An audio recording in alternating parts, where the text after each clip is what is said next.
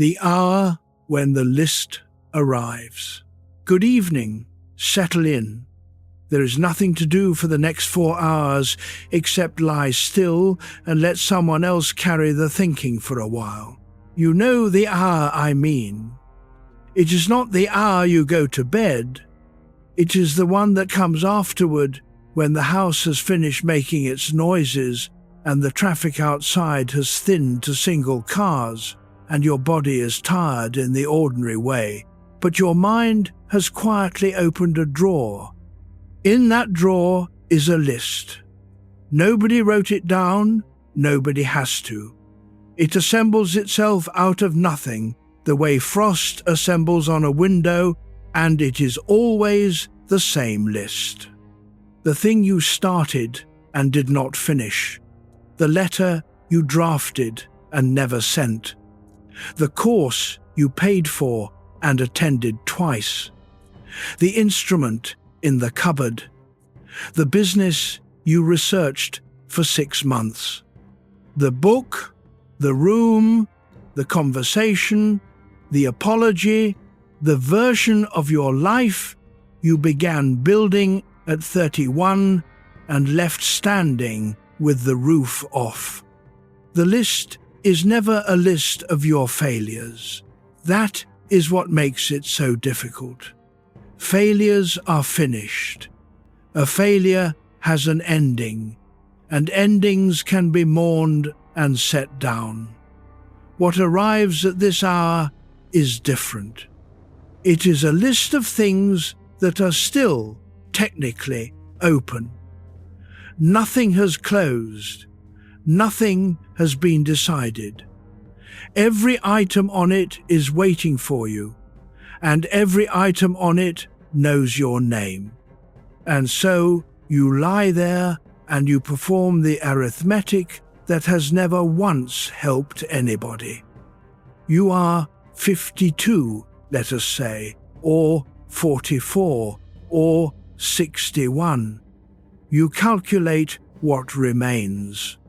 You compare the count of what you have completed against the count of what you have begun, and the second number is so much larger than the first that you turn over and try to think about something else.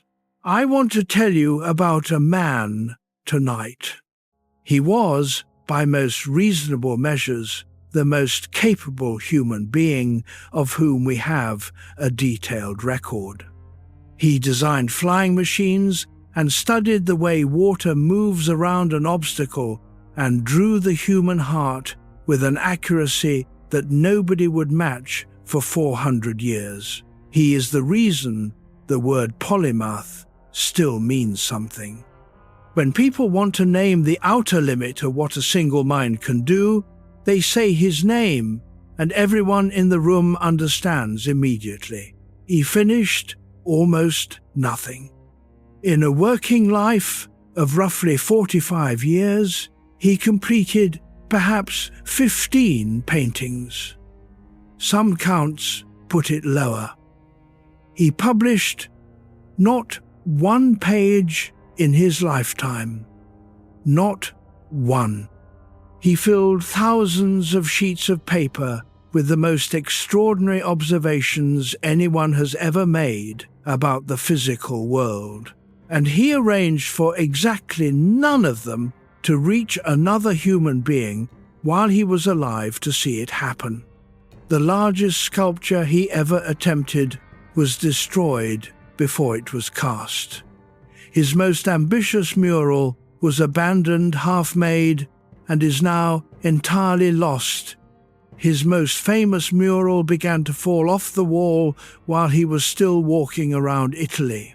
He carried one small portrait of a Florentine woman with him for 16 years, across mountains and borders, and never delivered it to the man who commissioned it. His first biographer, writing 30 years after his death, put the problem in a sentence that has followed him ever since. Giorgio Vasari observed that Leonardo began many things and never finished any of them, and that this happened because his understanding of the difficulties involved was so large that his hand could not satisfy it.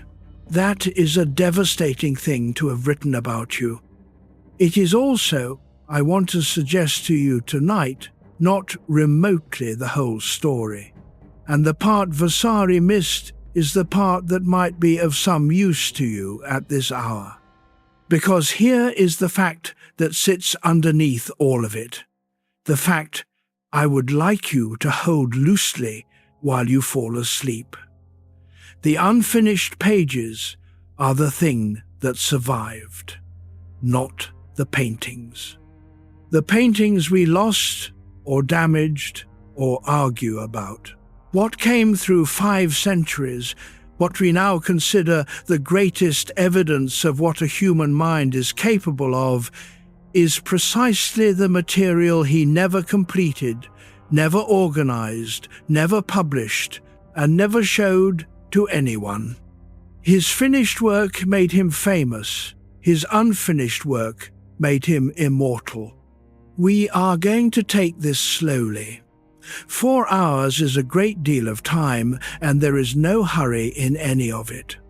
We will go to a hill town in Tuscany in the middle of the 15th century. We will stand in a workshop in Florence and watch a boy paint an angel. We will follow him to Milan and watch him spend 12 years on a horse that was never made. We will look at what he found inside an old man's chest in a hospital in 1508. And then, in the last hour, we will talk about what psychology has since learned about why the unfinished thing will not leave you alone, and why that might be a feature of the mind rather than a fault in you. You do not have to stay awake for any of it. That is not what this is for. If you drift off in the workshop and wake up in France 30 years later, you have used this correctly. Let us begin where he began. Chapter 2. A man without letters. There is a phrase he wrote about himself, in his own hand, in his own notebooks, and it is the best possible place to start. Homo senza lettera. A man without letters. He used it with a certain edge. It was not a modest phrase, and he was not being humble. He was answering, in private, on paper, the people who had said it about him first. To understand why that phrase mattered so much to him, you have to understand what a 15th century Florentine meant by letters. They did not mean literacy, they meant Latin. They meant the ability to read Cicero and Pliny and Aristotle in the original, to quote the ancients, to participate in the enormous conversation that educated Europe was having with the classical past. A man of letters had been to a Latin school. He could enter a room of scholars and hold his own.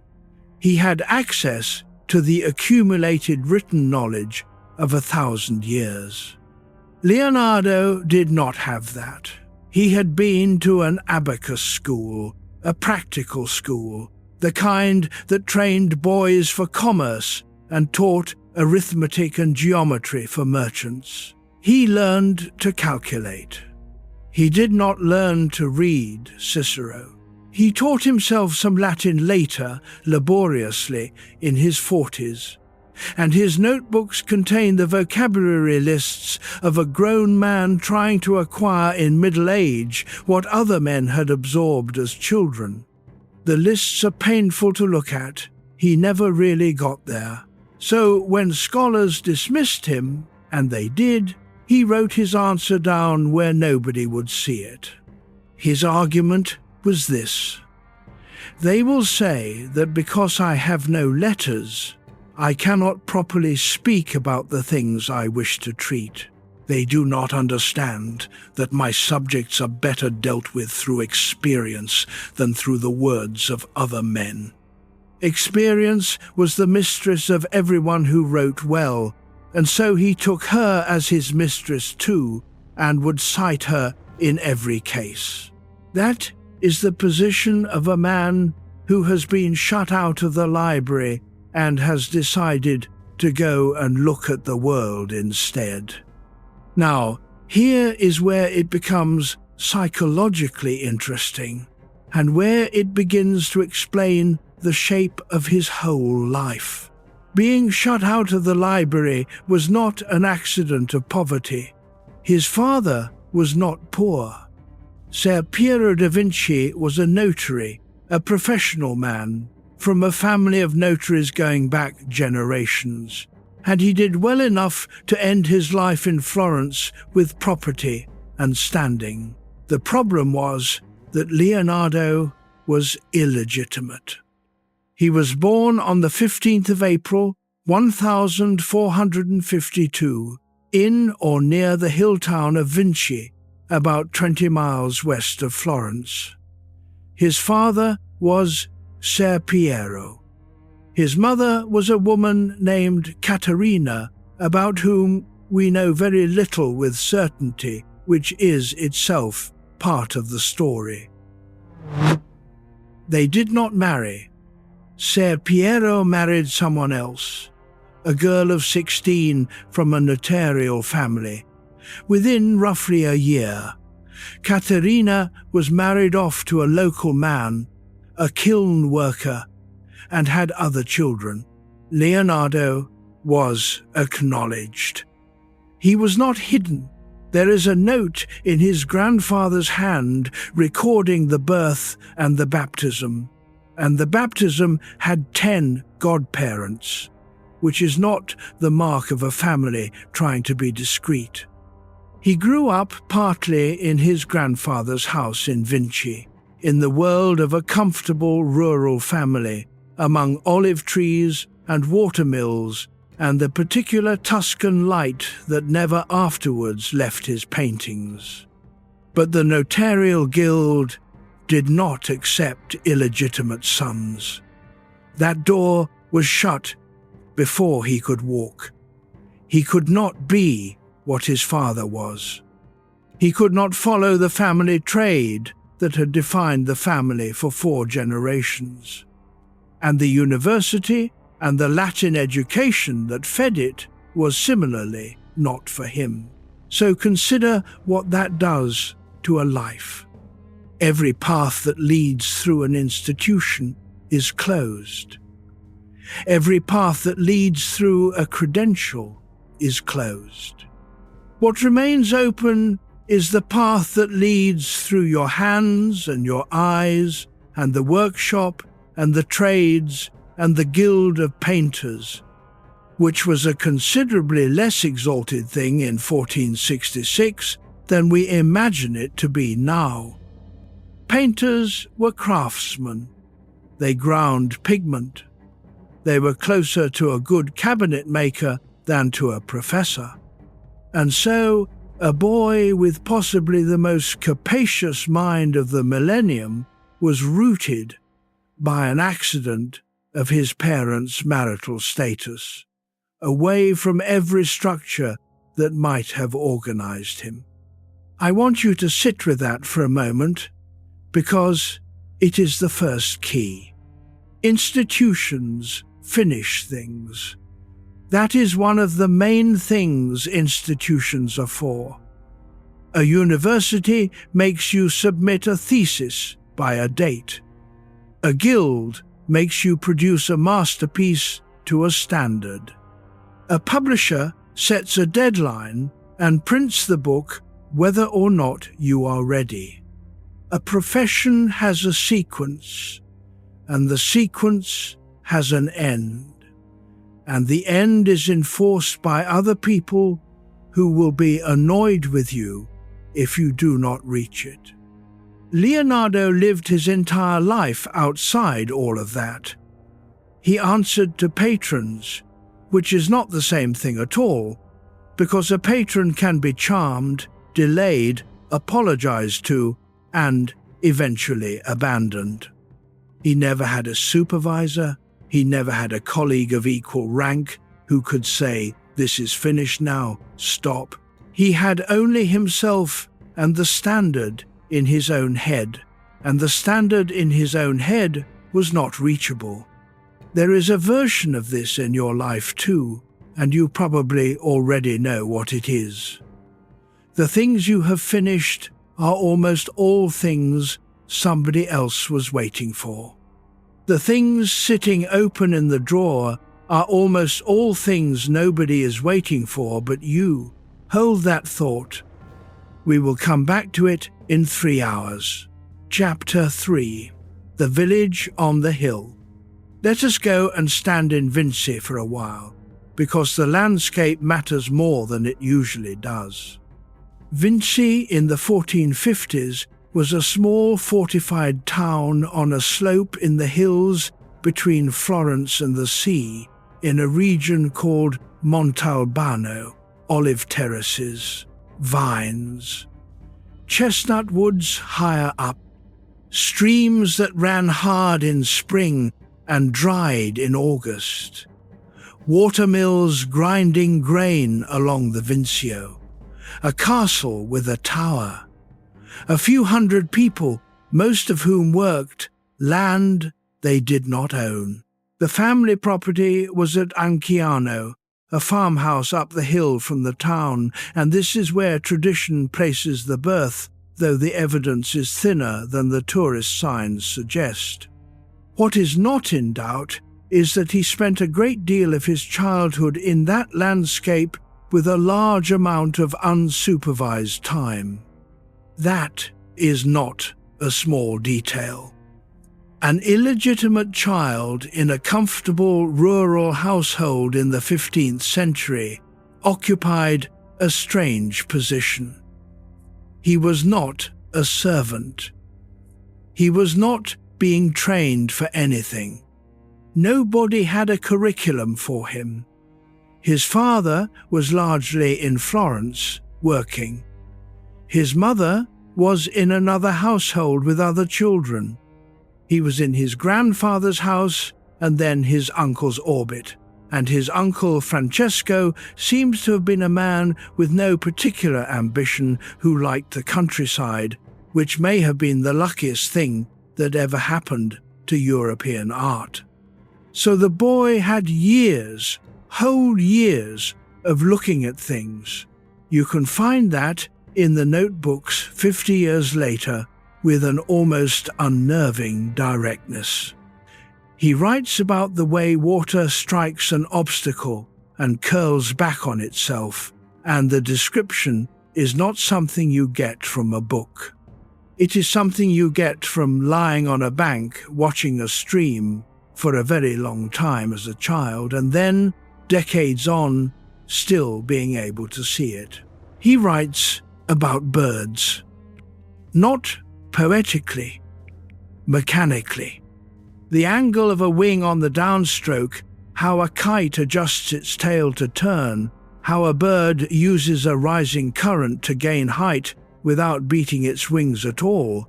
He counted things. He watched a bird until he understood the sequence, then wrote the sequence down. He writes about the shape of hills seen at distance and how the air itself makes far things bluer and softer, which is the observation that became the technique that made his paintings look the way they look. Nobody taught him that. He noticed it standing on a slope in Montalbano, looking at the ridge across the valley. There is a famous passage in one of the notebooks, and I am going to give it to you carefully because it is often overdone. He describes coming, as a young man, upon the mouth of a cave in the countryside. He stood in front of it, bent over, one hand on his knee, shading his eyes with the other, trying to see into the darkness.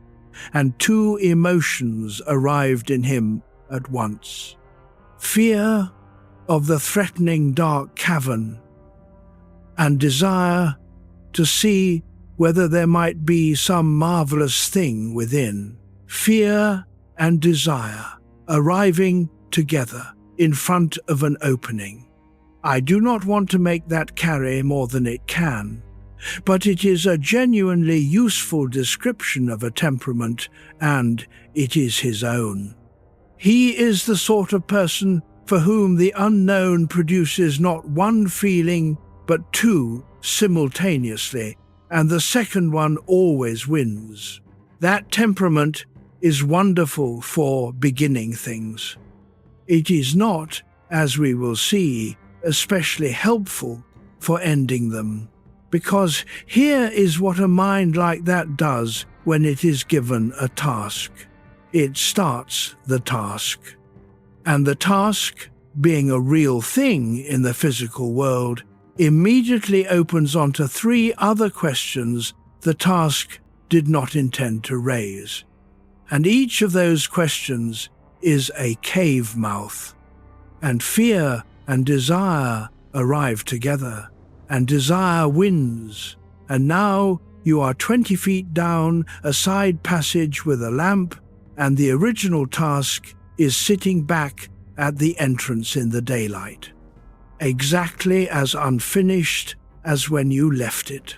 He would eventually be commissioned to paint a picture of the Adoration of the Magi, and in the course of it become so interested in the geometry of the horses in the background and the perspective of a ruined building that the picture itself would never be finished.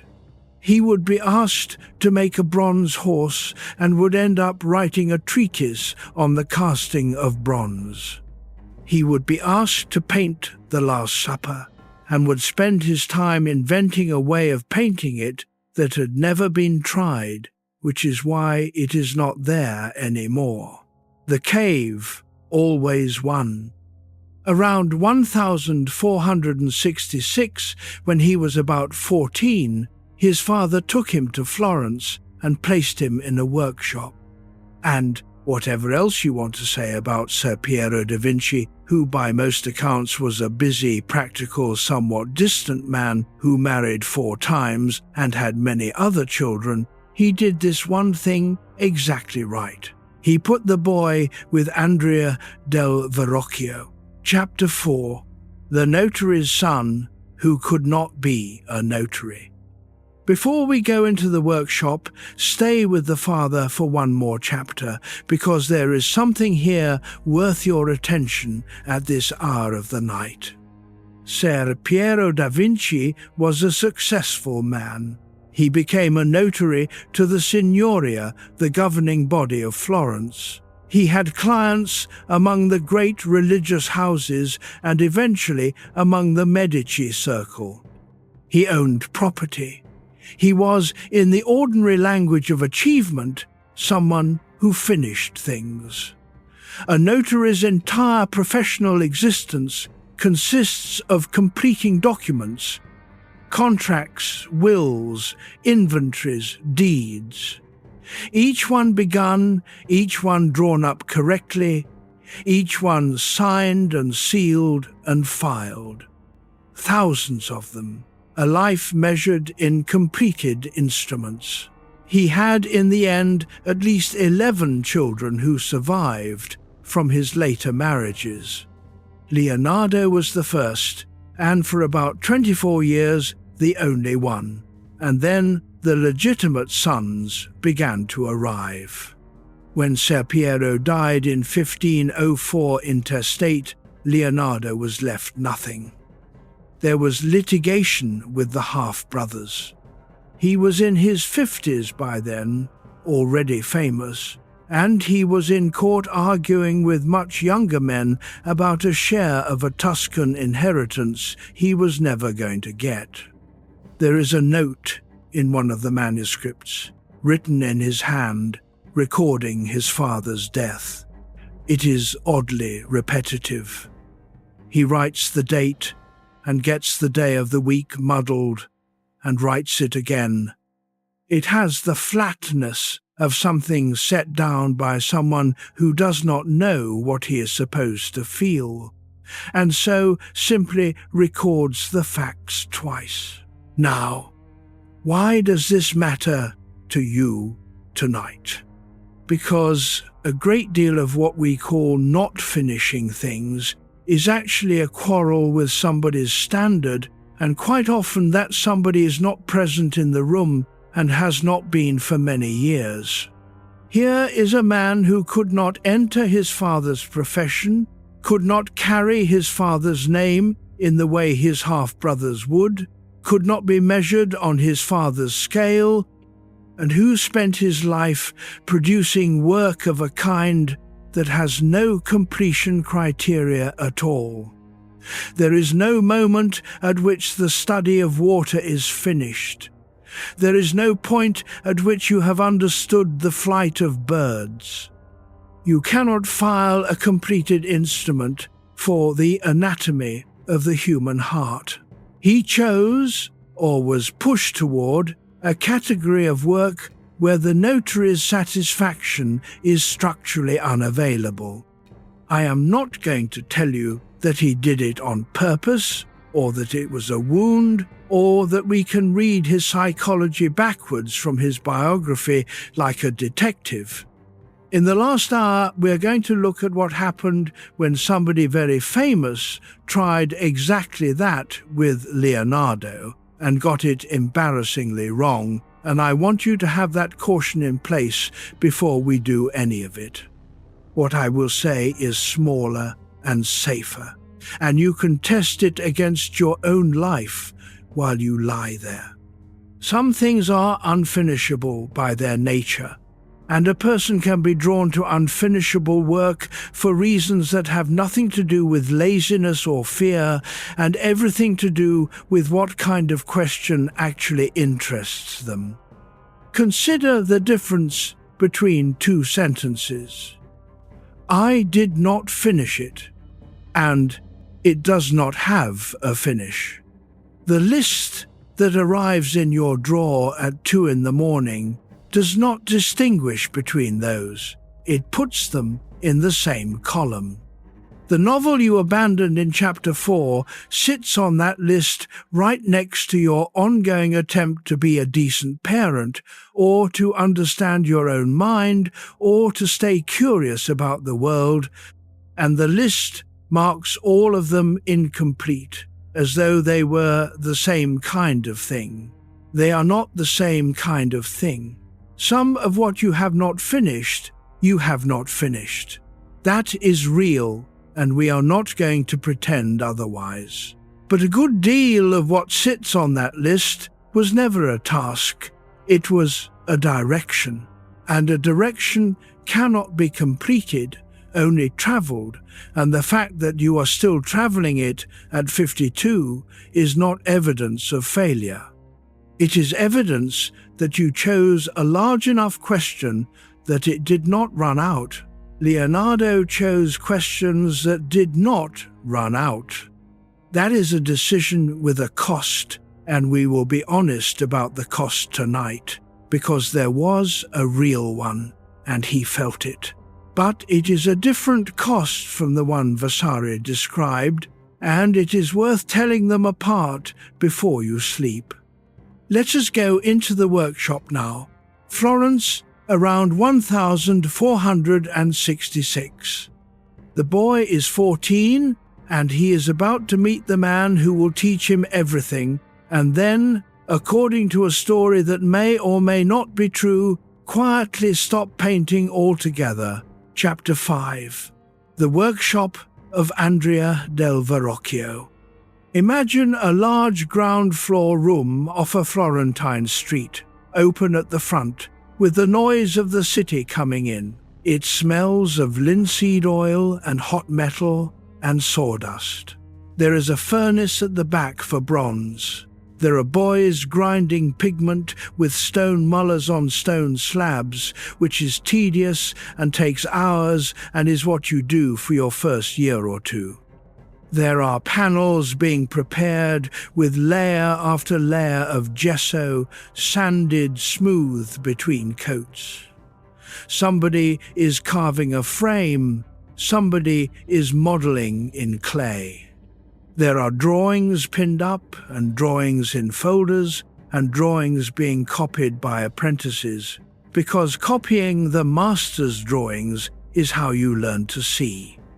This is not an art studio in the modern sense. It is a small manufacturing business, and it takes any commission that pays. Altarpieces, yes. But also portrait busts, tomb sculpture, banners for tournaments, ceremonial armor, silverware, the gilded copper ball for the top of the cathedral dome. Verrocchio's shop made that ball. It weighed nearly 2 tons, and they hoisted it up onto the lantern of Brunelleschi's dome in 1471, when Leonardo was 19 and almost certainly there to watch. Andrea del Verrocchio himself was a goldsmith by training, who became a sculptor and a painter and an engineer as the work required it. He was not a specialist. Nobody in that world was. And this is the crucial thing about the education Leonardo received, the thing that made him and also, arguably, undid him. He was not trained as a painter. He was trained as a maker of whatever needed making. Think about what that puts inside a young mind.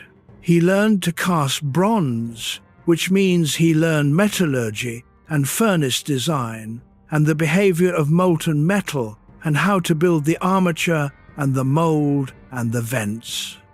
He learned to draw drapery from life by dipping cloth in wet plaster and arranging it on a model and drawing it over and over.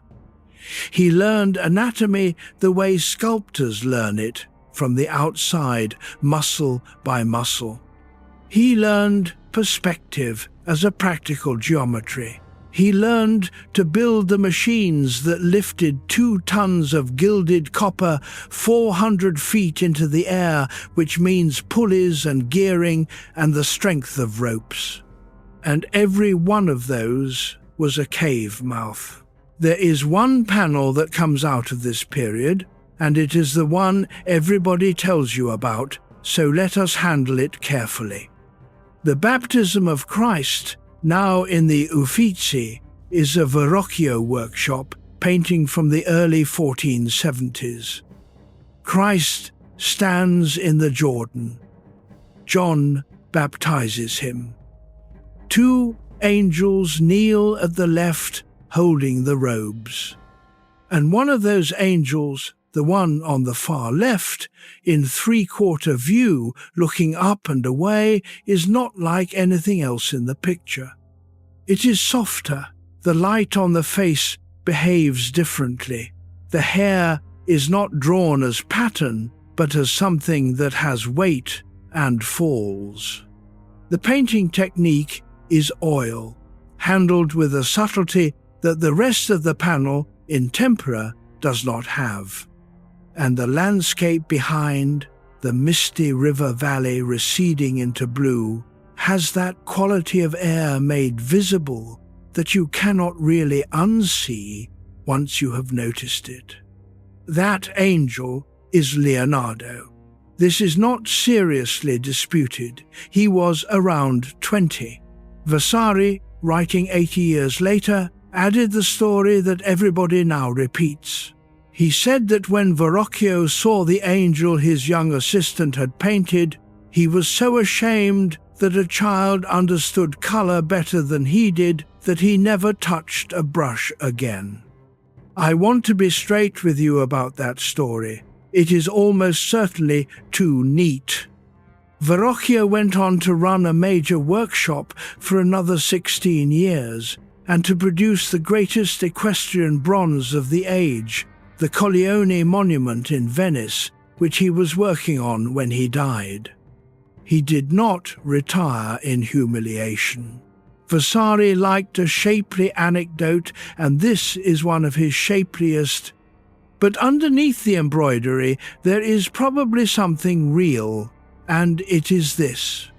Somewhere around 1472 or 1473, in a working shop in Florence, an experienced master looked at a corner of a panel that his apprentice had painted and understood that the apprentice was doing something he could not do.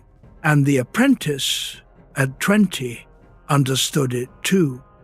That is a dangerous thing to learn early. Chapter 6. The Angel That Ended a Teacher. Stay with the young man for a moment, because something happens to a person who discovers at 20 that their ceiling is higher than everyone else's. Most of us calibrate against the people around us. It is the only measuring instrument we have. You work in a place, you see what good looks like, you aim at it, you get there or nearly there, and you have a sense of where you stand. That sense is uncomfortable, but it is also load-bearing. It tells you when a thing is done. Good enough is a social fact before it is a private one. Now take that instrument away. If, at 20, you can already do the thing the master cannot do, then the master's standard stops working as a target, and there is no higher standard available in the room or in the city or possibly anywhere. So you have to build one yourself out of your own imagination, out of what you can conceive rather than what you have seen. An imagined standard has a very particular property. It is not limited by the physical world. It can keep rising, and it will, because the same mind that is doing the work is also doing the imagining, and the imagining is faster. Here is how that plays out in practice, in his own words, from a note he made much later. He wrote that a work is never finished, only abandoned, or something extremely close to it. The precise phrasing is debated, and it may have reached us through later hands, so I will not put it in his mouth too firmly. But the sentiment is everywhere in what he actually did. In 1472, he was registered in the Compagnia di San Luca, the painters' confraternity, in Florence. He was qualified, he was independent, he could take his own commissions. For the next 10 years, in the city that was at that moment the most artistically productive place in Europe, he completed almost nothing. There is a commission in 1478 for an altarpiece for the chapel of St. Bernard in the Palazzo Vecchio. He took the advance, he did not deliver. The job went eventually to another painter. There is a St. Jerome, now in the Vatican, from around 1480. The saint kneels in a rocky wilderness with a lion at his feet. The head and neck and shoulder are worked up to an astonishing degree, the anatomy of the neck muscles under strain rendered with a precision nobody else was attempting. The rest of the panel is bare underpainting. It was never finished. It never came close. And there is a note in his own hand that has stuck in the throat of everyone who reads the notebooks. Among the observations and diagrams and shopping lists, he writes a question to himself. Tell me if anything was ever finished. He wrote versions of that line more than once, in more than one manuscript. It sits there among the machines and the water studies like a small stone in a shoe. I want you to notice something about that question, though, before you take it as pure self-reproach. It is not, why can I not finish anything? It is not addressed to himself as a failing. It is a demand, sent outward, slightly aggressive, almost rhetorical. Tell me if anything was ever finished. As though the answer were obviously no. As though completion itself were the suspicious idea. Oh, that. We will need it at the end. For now, in 1481, the monks of San Donato a Scopeto, just outside the Florentine walls, decide to commission a large altarpiece from the promising young painter who has not yet actually delivered anything. They will regret it. But it will produce one of the most extraordinary objects in the history of European art, precisely by failing. Chapter 7. The Commission at San Donato. The contract survives, and it is worth knowing what it said because it tells you what people already suspected about him. The monks wanted an adoration of the Magi for the high altar. He was to finish it within 24 months, or at the outside 30. He would receive a share of a property that had been left to the monastery, though he had to pay certain costs out of it, including a dowry for someone else's daughter. He had to supply his own materials. And if he did not finish in time, the work he had done would be forfeit and the monastery would keep it. Read that again. The penalty clause is for not finishing. In 1481, before he had failed to finish anything famous, the monks of San Donato already wrote a not finishing clause into the contract. They also gave him firewood and some wine, and on one occasion a payment so that he could buy the pigment ultramarine.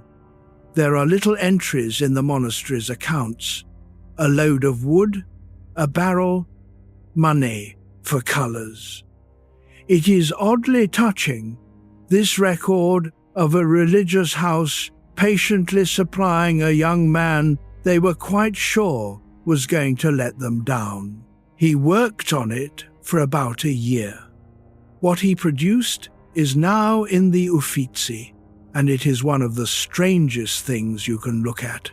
It is a large panel, about 8 feet by 8 feet, and it is entirely brown. Everything is in underpainting. Umber and green earth laid in over the drawing, with the lights and darks established and almost no colour anywhere. It looks like a photograph developing, stopped halfway. The Virgin sits at the centre with the child. Around her, in a wide arc, is a crowd. Not a procession, a crowd pressing in, dozens of faces at every angle, hands reaching.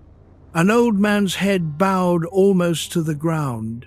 The kings offer their gifts almost incidentally. Nobody in this picture is calm. And then behind all of it, the background does something no altarpiece had ever done.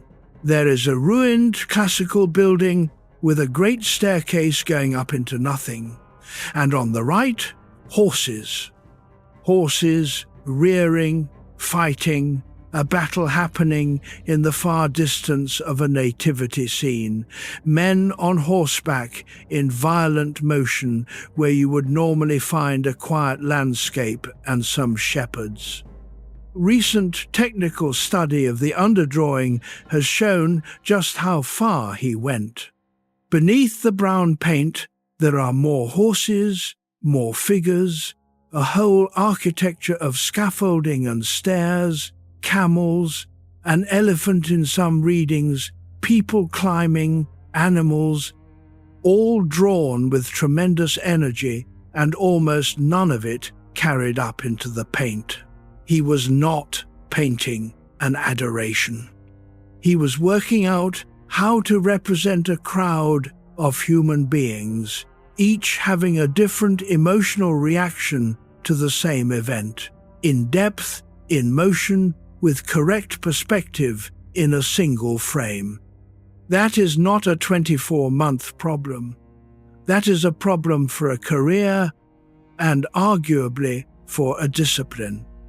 And then, somewhere around 1482, before the monk's deadline arrived, he packed up and left for Milan.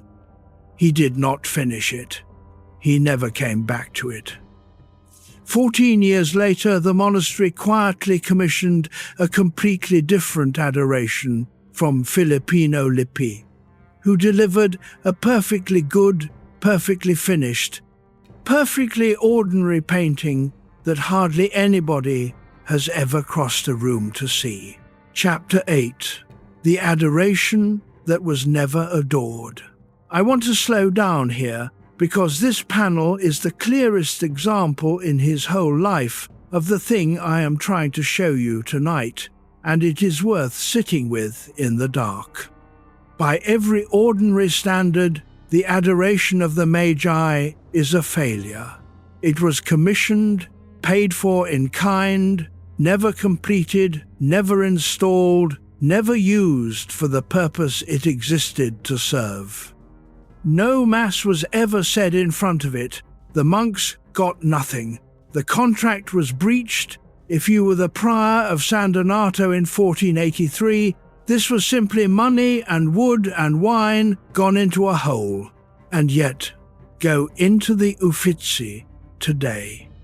There is a room with a great deal of finished, gilded, beautiful 15th century painting in it, altarpieces that were delivered on time and hung where they were meant to hang and did their job for 500 years.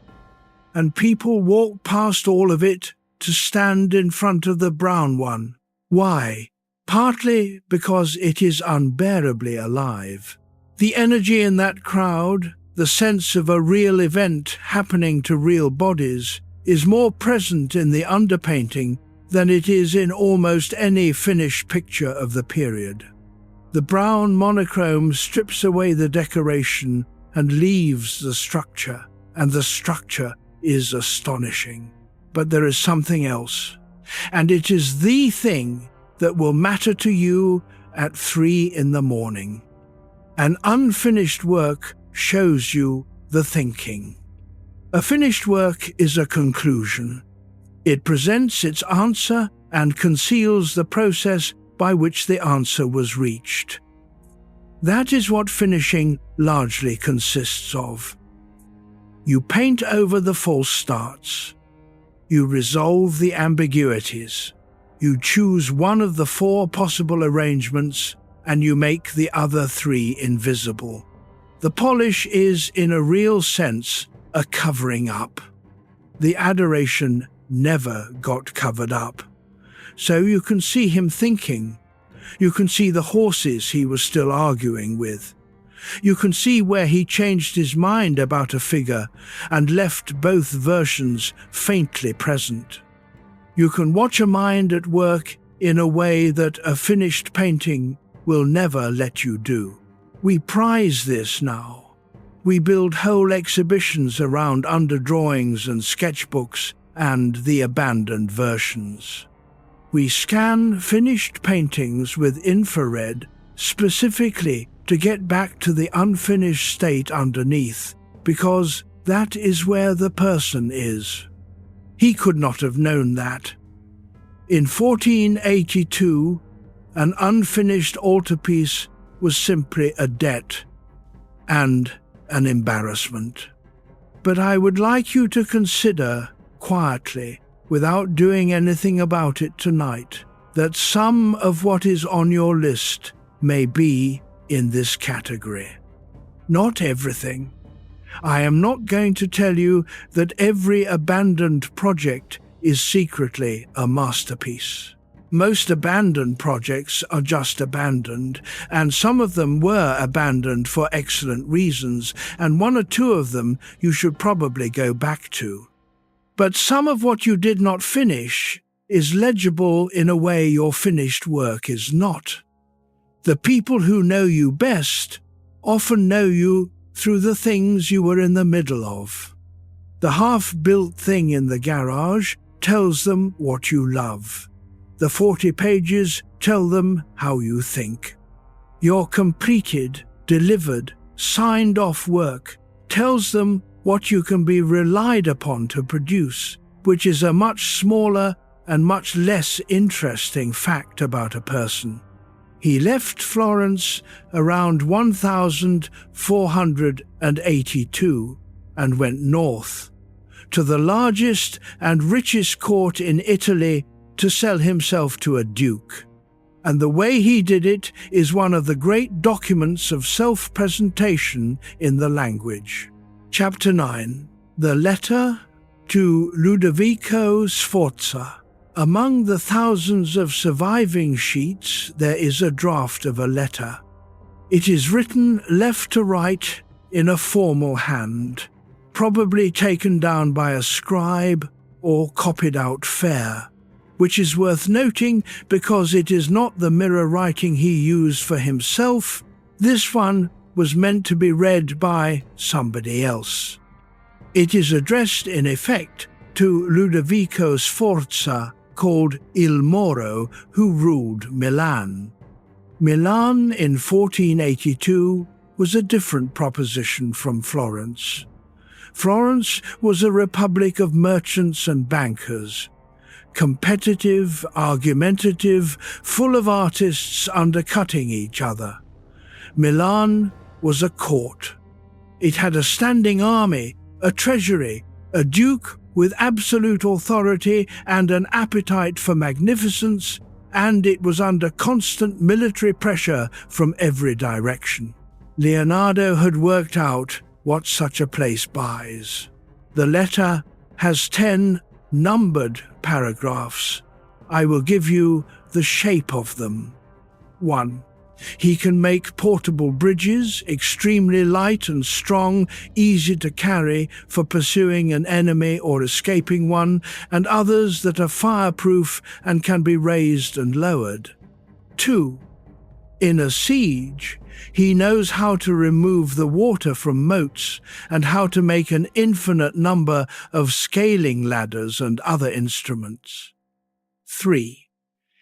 If a place cannot be reduced by bombardment because of the height of its walls or the strength of its position, he has methods for destroying any fortress not founded on rock. 4. He can make cannon, convenient and easy to transport, that throw out small stones like a hailstorm. 5. By way of the sea, he has means of attack and defense, and ships that will resist the heaviest fire. 6.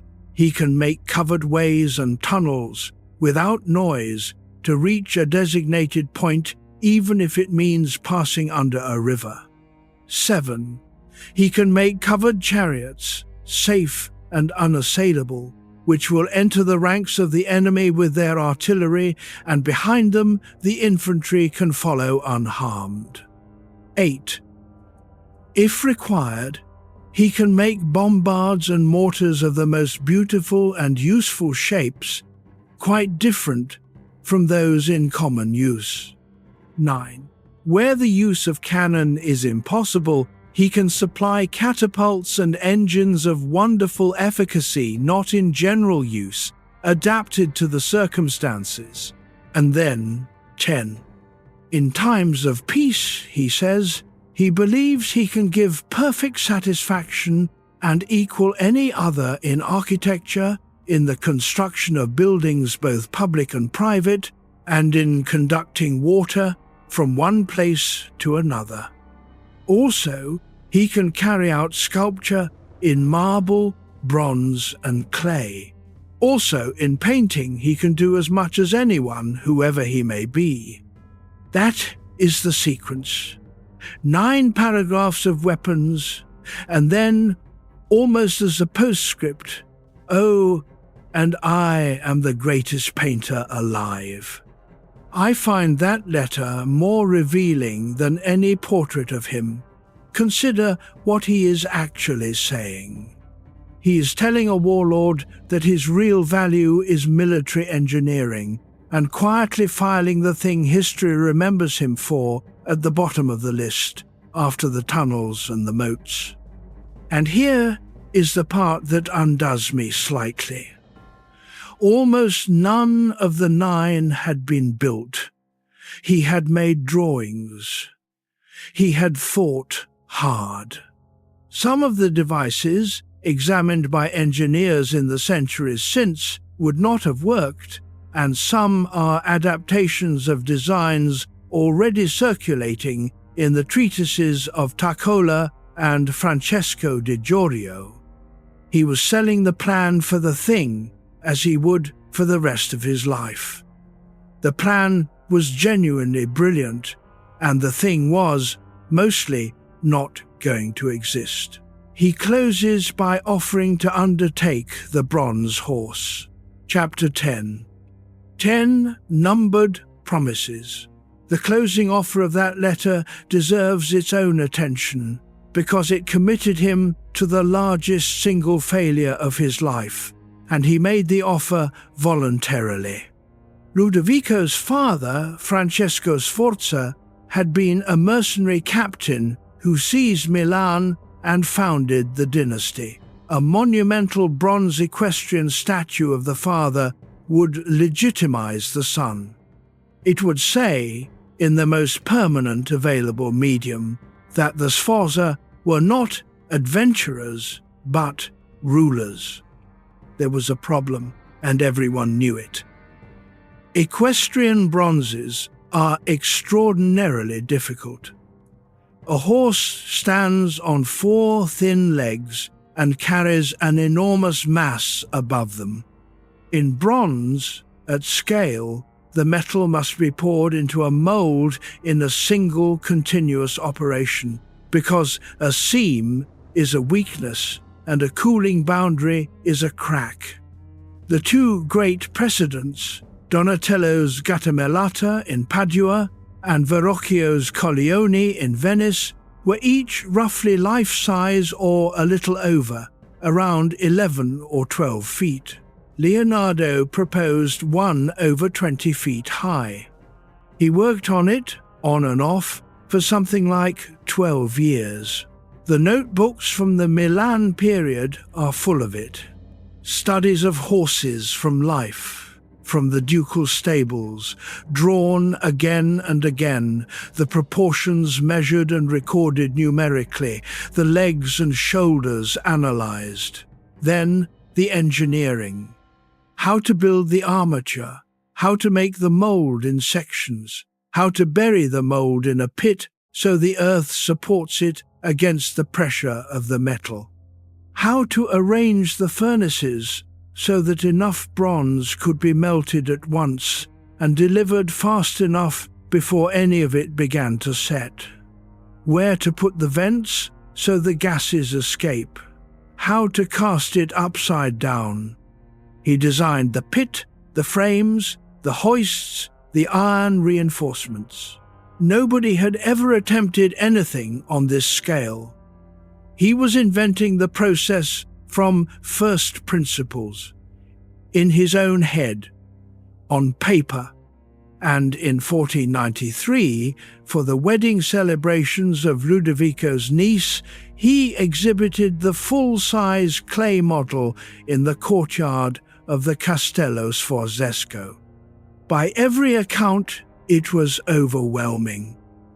23 feet of horse, in clay, standing in a Milanese courtyard. Poets wrote about it.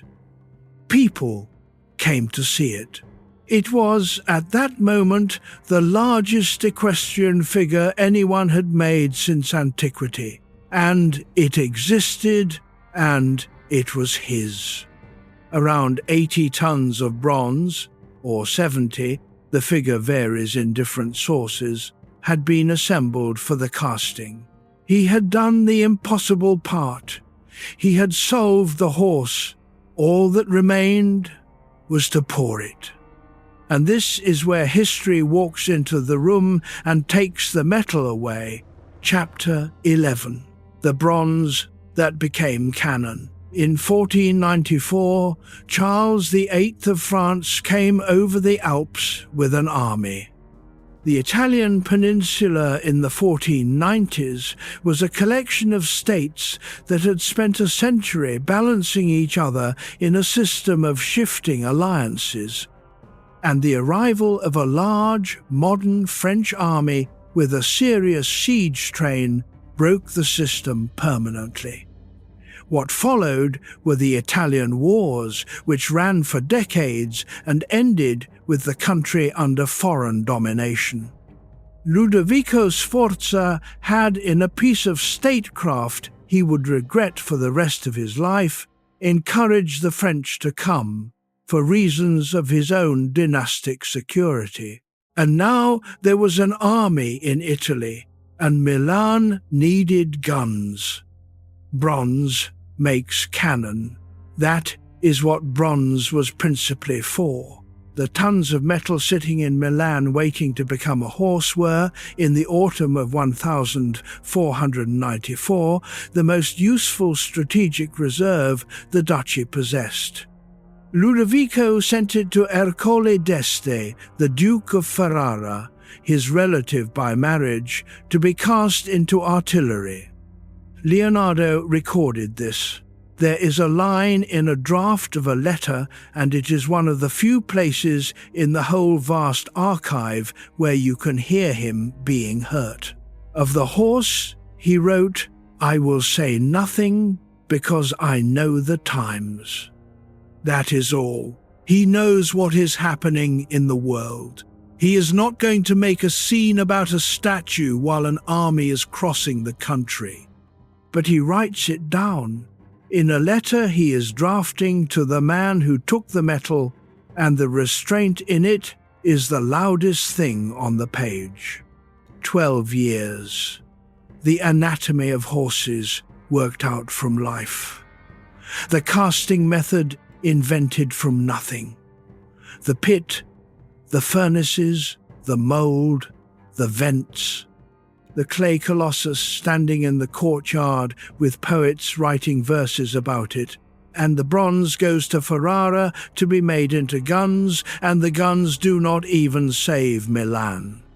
In 1499, the French came back, this time under Louis XII, who had a claim to the duchy. Milan fell. Ludovico fled, returned, was betrayed by his own Swiss mercenaries, and was taken to France, where he died in captivity in a castle at Loches in 1508, having spent his last 8 years as a prisoner. And the clay horse was still standing in the courtyard. The French troops occupying the Castello Gascon crossbowmen used it for target practice. Imagine that with as little drama as possible, because it does not need any. A 23-foot clay horse, unfired, unprotected, standing in a courtyard in the rain, with bored soldiers of an occupying army shooting bolts into it for something to do. It came apart slowly. Rain got into the holes. Frost opened them. There are references to fragments surviving for some years afterwards, and then there is nothing. The largest work he ever made no longer exists in any form. There is no cast, no copy, no fragment. There are only the preparatory drawings at Windsor, and the notes on the casting, and the memory of some poems.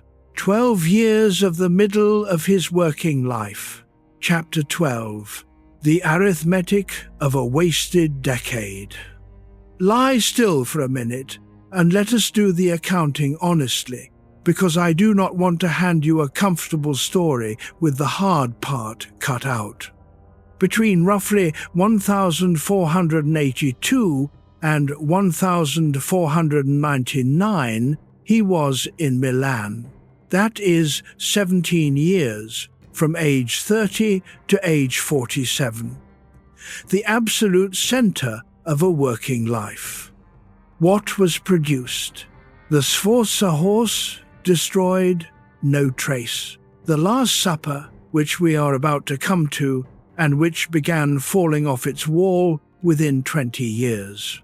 The Virgin of the Rocks, which exists in 2 versions, and generated a legal dispute with the confraternity that commissioned it lasting more than 20 years, over payment, and over whether the thing delivered was what had been ordered. A portrait of a young woman with an ermine, generally identified as Cecilia Gallerani, which is finished and which is superb and which is small.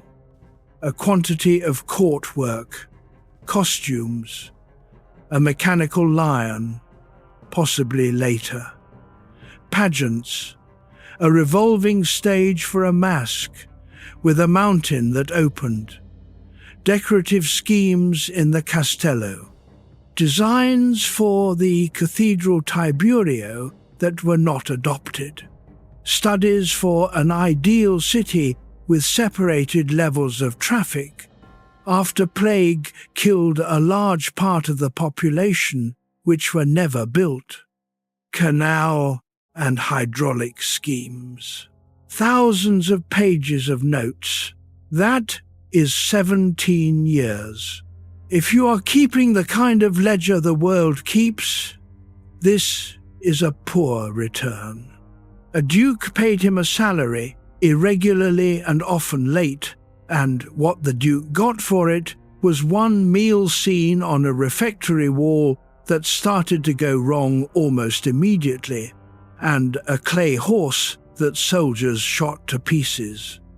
I am telling you this plainly because there is a version of this talk that skips it, and I think the skipping is what makes these stories useless. The honest position is that it cost him. He was not serene about it. The note about the horse tells you that. The repeated question in the margins, tell me if anything was ever finished, tells you that. He knew what was happening to his life, and he had feelings about it. So the reframe I am going to offer you at the end of the night is not that unfinished work does not matter. It does matter, and it hurt him. And if there is a thing on your list that genuinely needs finishing, then it needs finishing, and no amount of Renaissance context changes that. The reframe is narrower and I think more durable. It is about what the record actually preserves, and about what those 17 years produced that nobody, including him, was counting at the time. Because here is the other column of the ledger. Those thousands of pages of notes from the Milan years contain the first correct account of how the aortic valve closes. They contain designs for machines whose principles are sound. They contain the observation that the moon shines by reflected light from the earth and the sea, which is right and which nobody had said. They contain water studies that are still reproduced in fluid dynamics contexts as descriptions of turbulence. They contain the drawing of a man in a circle and a square that is now on a euro coin and on the wall of every doctor's office in the world. None of that was commissioned. None of it was delivered. None of it earned him a single ducat. It is all the residue of a man who kept walking into cave mouths for 17 years while failing to complete the jobs he was being paid for. That is the argument, and we will build it properly. But first, the wall. Chapter 13. Santa Maria delle Grazie. Somewhere around 1495, Ludovico commissioned a Last Supper for the end wall of the refectory of the Dominican convent of Santa Maria delle Grazie in Milan. A refectory is a dining hall. Monks ate there twice a day in silence while somebody read aloud. Painting a Last Supper on the end wall of a monastic dining hall was completely standard. There were dozens of them in Italy. The convention was so fixed that you could describe it in a sentence. Long table parallel to the picture plane. Christ in the center, apostles in a row. Judas conventionally put on the near side of the table, alone, separated from the others, so you know who he is. What he did instead is the reason people still queue. He kept the long table, he kept the row, and then he chose a different moment. The traditional moment is the institution of the Eucharist, Christ blessing the bread. It is calm and liturgical, and it is about the sacrament.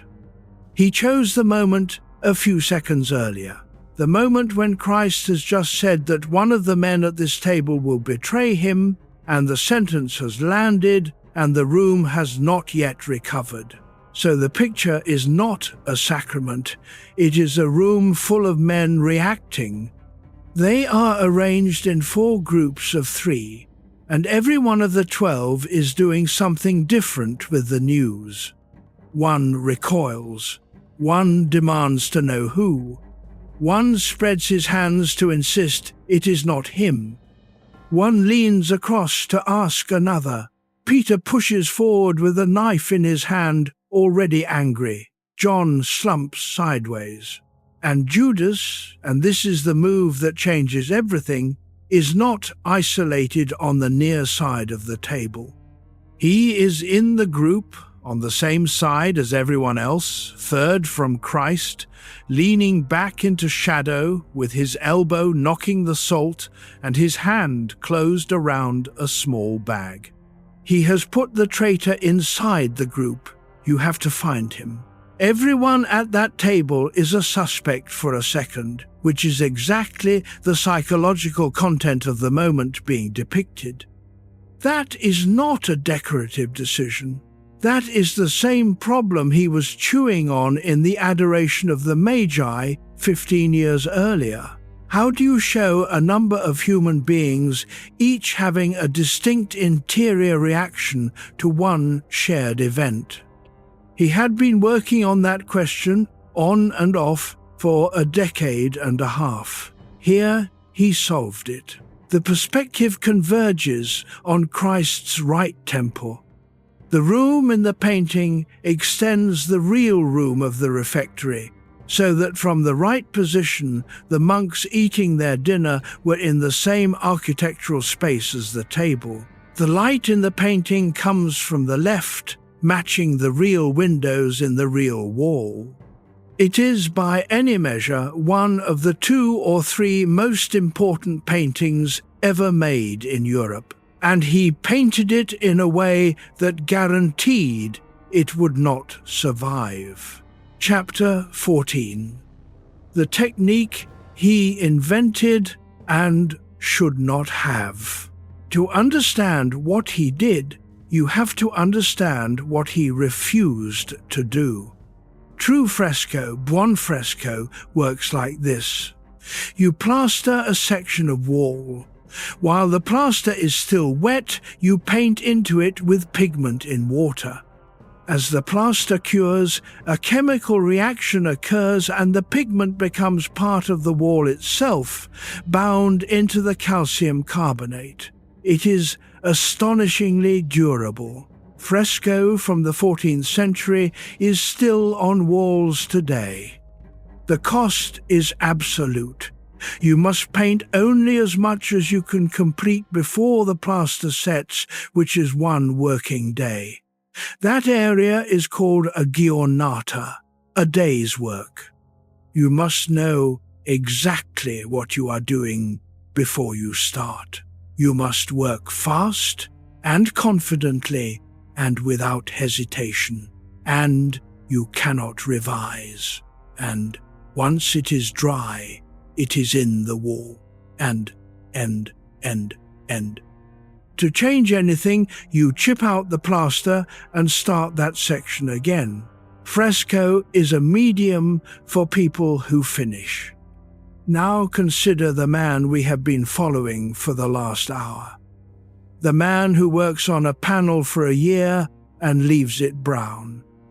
The man who changes his mind about a horse's shoulder 11 times across 4 sheets. The man whose entire working method is to keep a question open and go deeper into it, whose gift is precisely that he does not settle. Fresco is the exact opposite of his temperament. It is a medium that requires you to decide, at speed, permanently, every day, before lunch. So he did not use it. He devised his own method instead.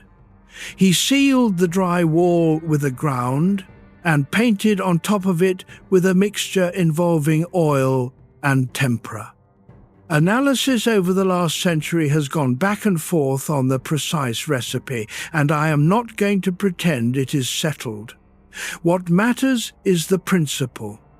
By painting on a dry, sealed wall in something oil-based, he could work slowly. He could build up glazes. He could get the depth of shadow and the subtlety of transition that oil gives you and fresco does not. He could stop and think and come back and change a hand. He could work the way he needed to work, and the paint sat on the surface of the wall instead of becoming the wall. The refectory was damp. The wall backed onto a kitchen. There was moisture in the masonry from the start. Within 20 years, the paint film began to lift and flake.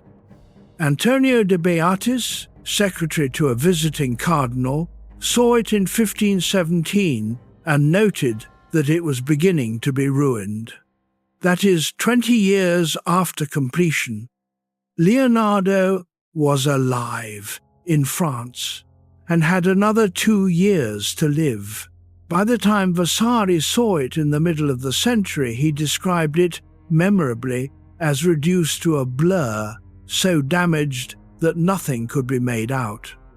In the centuries after that, the story gets worse in ways that have nothing to do with him. The monks cut a doorway through the bottom of the wall in 1652, removing Christ's feet.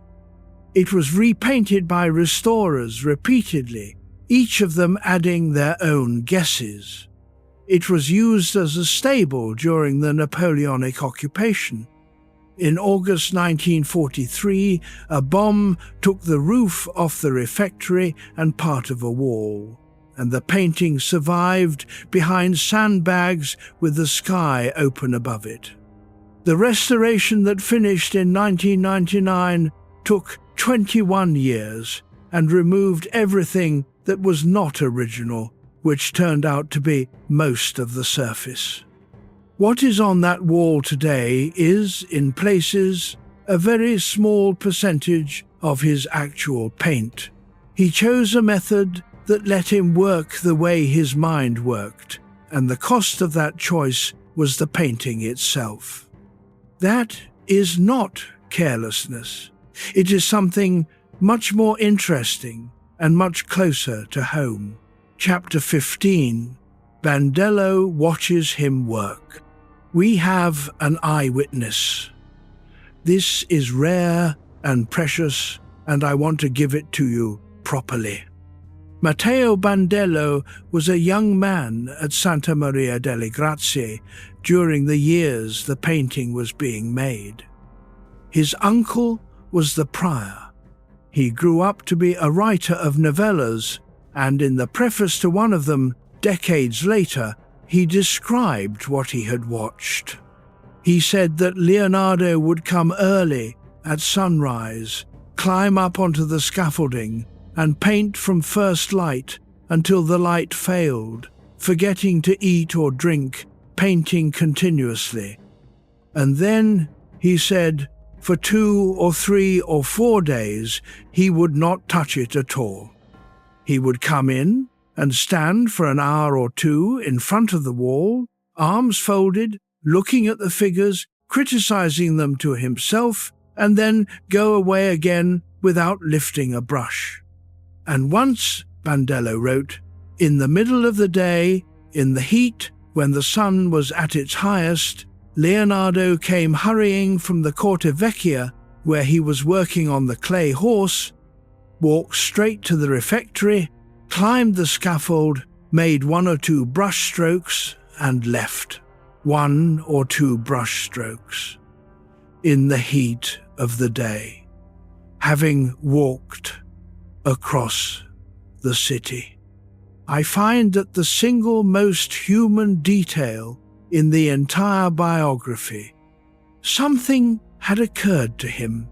He was somewhere else, working on a different impossible object, and a solution arrived, or a doubt resolved, and it could not wait, and he walked across Milan in the middle of a summer day to put 2 marks on a wall and then went back.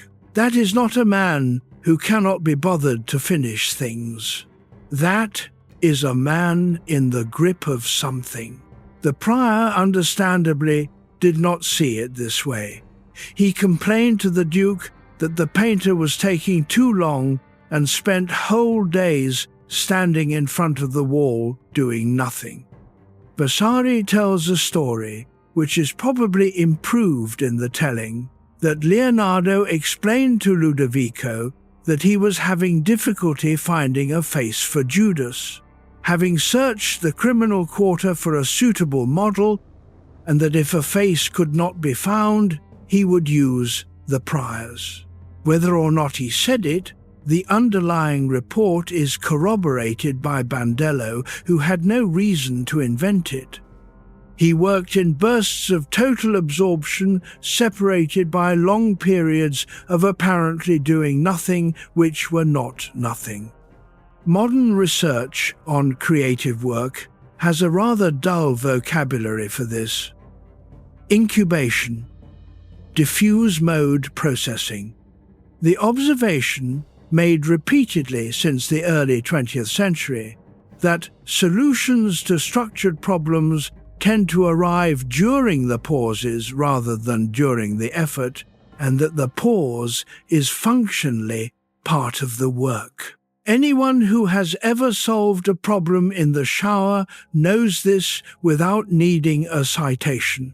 But here is the difficulty, and it is a difficulty you have almost certainly experienced yourself.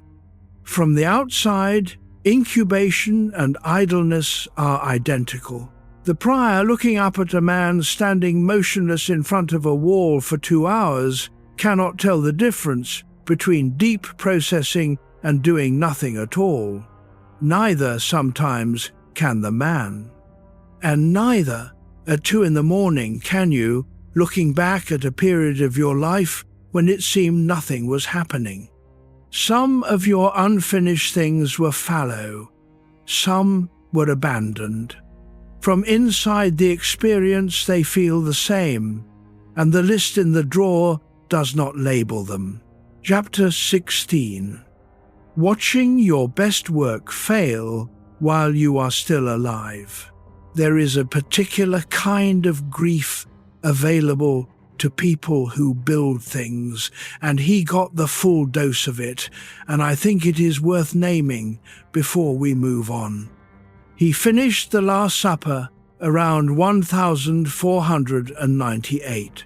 It was recognized immediately as extraordinary. Painters came to Milan to look at it.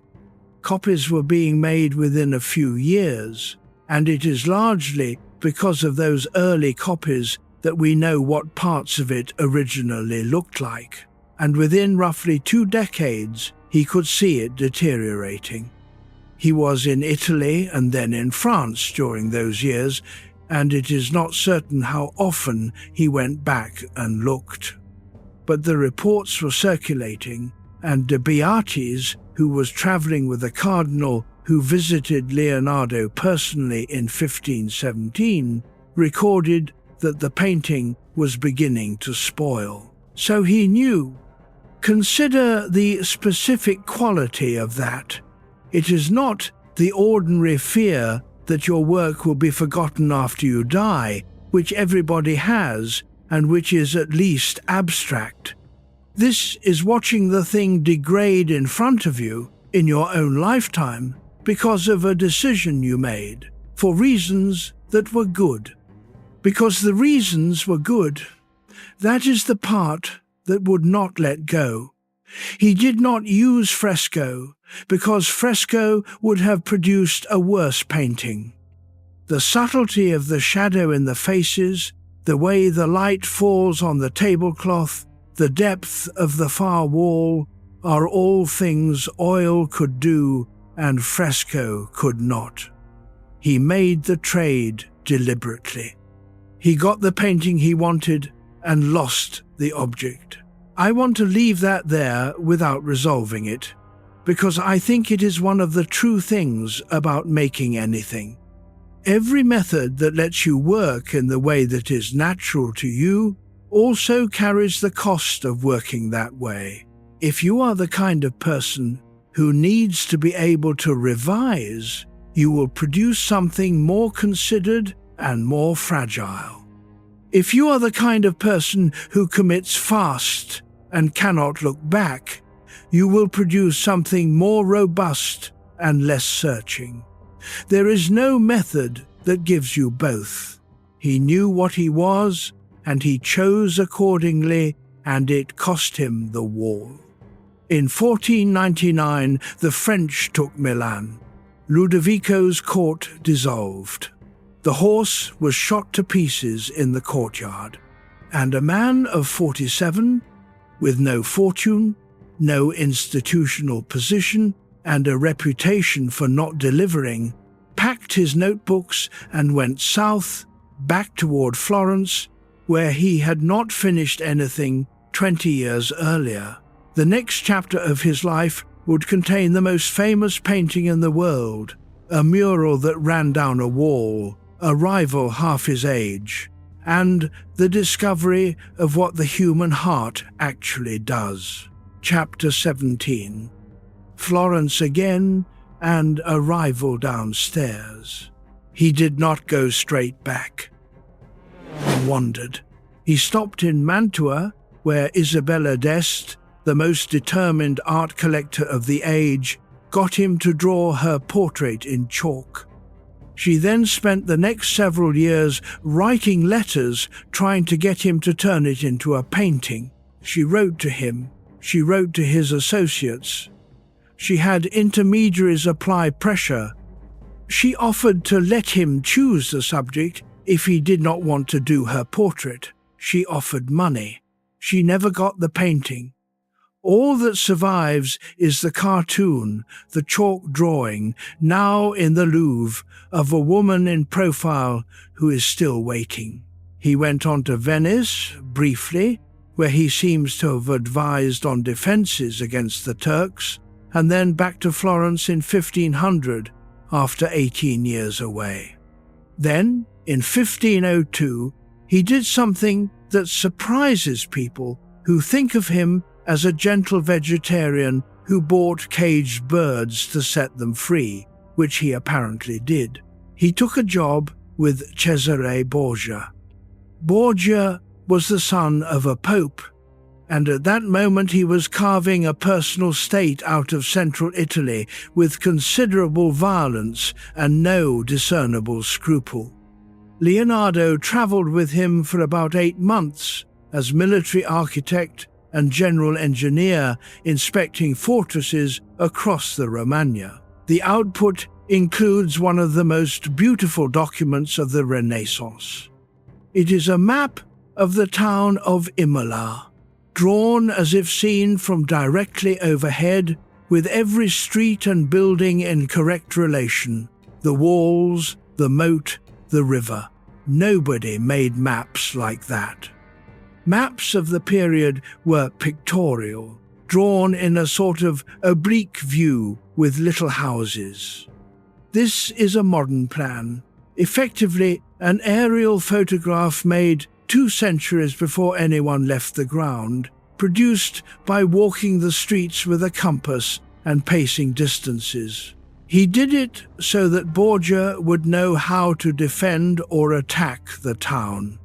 While he was on this campaign, he met and had some dealings with a Florentine envoy named Niccolò Machiavelli. The two of them would meet again in Florence, and it is likely that Machiavelli was involved in getting Leonardo the commissions that followed. By 1503 he was back in Florence, 41 years old, world famous, and functionally unemployed. And Florence gave him two extraordinary opportunities in the same year, and he began them both and finished neither. The first was a scheme to divert the River Arno. Florence was at war with Pisa. Pisa sits downstream on the Arno and gets its access to the sea from it. The idea, which Machiavelli supported, was to dig a channel that would take the river away from Pisa, strangle the city, and end the war without a siege. Leonardo surveyed it. He designed excavating machines. He worked out the volumes of earth. Work began in 1504 with a couple of thousand labourers. It failed. The trenches were dug at the wrong depths, the banks collapsed, a storm undid a section, money ran out, and after a few months and a large sum of Florentine public funds, it was abandoned. Pisa still had its river. The second opportunity was the wall. Chapter 18. The Battle of Anghiari. The Sala del Gran Consiglio in the Palazzo Vecchio was the great council chamber of the Florentine Republic, a vast new room built to hold 500 citizens. The Republic wanted its walls painted with Florentine military victories. Leonardo was given the commission in 1503 and chose the Battle of Anghiari, a victory over Milan in 1440.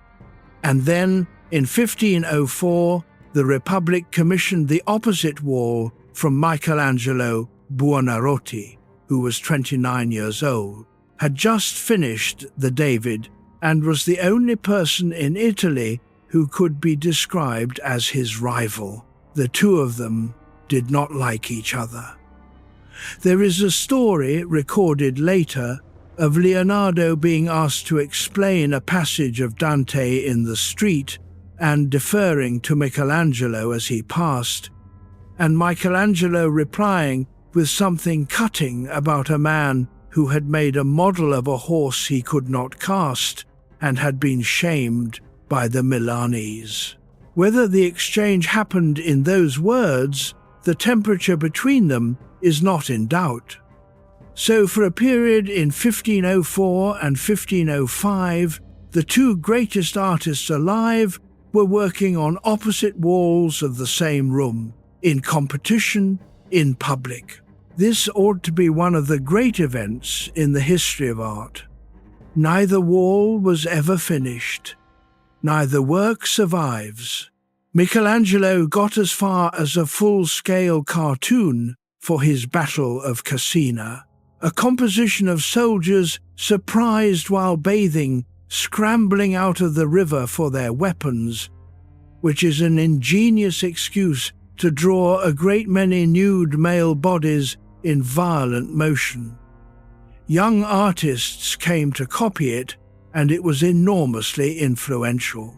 Then Pope Julius II summoned him to Rome in 1505, and he went, and he never painted the wall.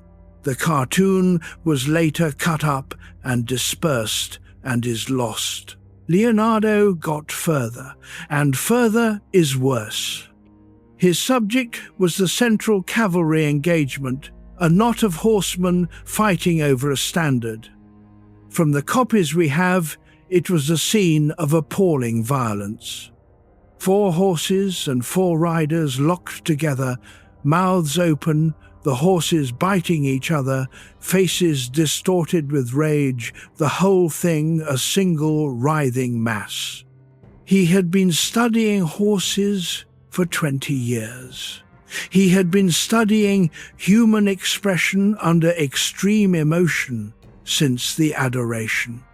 He had written notes on how to depict a battle, and they are notes of a fairly shocking realism, about dust and blood, about the expressions of the dying, about how the ground looks afterwards. The central group was painted on the wall. And then he had the same problem as always and made the same choice. Chapter 19. Wax, heat, and paint that ran. He would not use fresco. Of course he would not use fresco. We have been through why.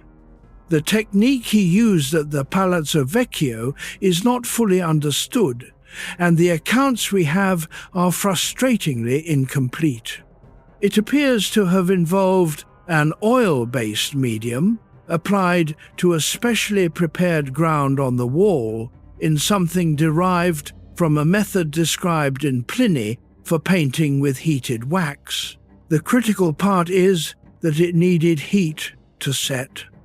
The accounts, and there is a record in the Florentine documents of purchases, describe braziers being brought in and fires lit to dry the surface. And the heat worked at the bottom of the wall where the braziers were and did not reach the top. So the upper part of the painting, which had not set, began to run. The medium softened and the colours slid down the wall. He kept at it for a while. There are payments into 1506. And then he left for Milan at the request of the French governor there on what was supposed to be a 3-month leave of absence, and the Florentines wrote increasingly irritated letters, and he did not come back, and the wall stayed as it was. For about half a century, the ruined fragment remained in the council chamber. Artists came to look at it and copy it even in that state, because even damaged it was doing something nobody had seen. Then, in the 1560s, Giorgio Vasari, our biographer, was employed to remodel the whole hall, and he painted his own battle scenes over the walls, and whatever remained of the Battle of Anghiari disappeared behind them. Whether some of it still exists behind Vasari's plaster has been argued about for decades, and investigations have been made, and nothing has been settled. It is probably gone. What we have are copies of the central group made by artists who saw it, the best known being a drawing Peter Paul Rubens made a century later, working from another copy rather than the original. Rubens' version is famous in its own right. It is a copy of a fragment of an abandoned painting. And it is still one of the most violent and alive battle images in European art. Think about the chain there.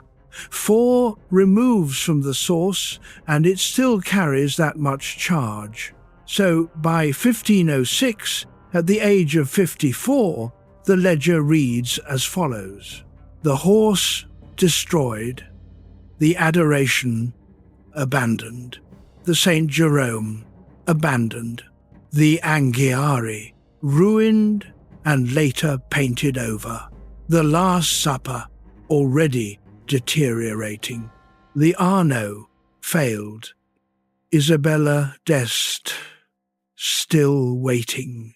And in his luggage, wherever he goes, is a small panel of a woman sitting in front of a landscape which he began around 1503 and has not delivered to the man who paid for it. Chapter 20. The portrait he never delivered.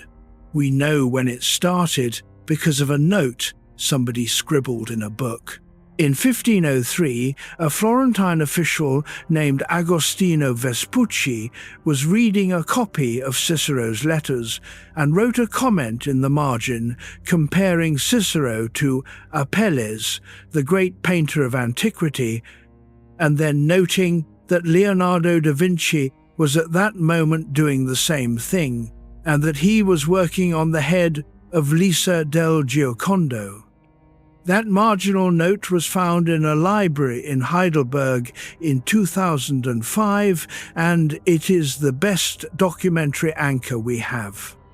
Lisa Gherardini was the wife of Francesco del Giocondo, a Florentine silk merchant. She was about 24. It was, as far as anyone can tell, an entirely ordinary commission.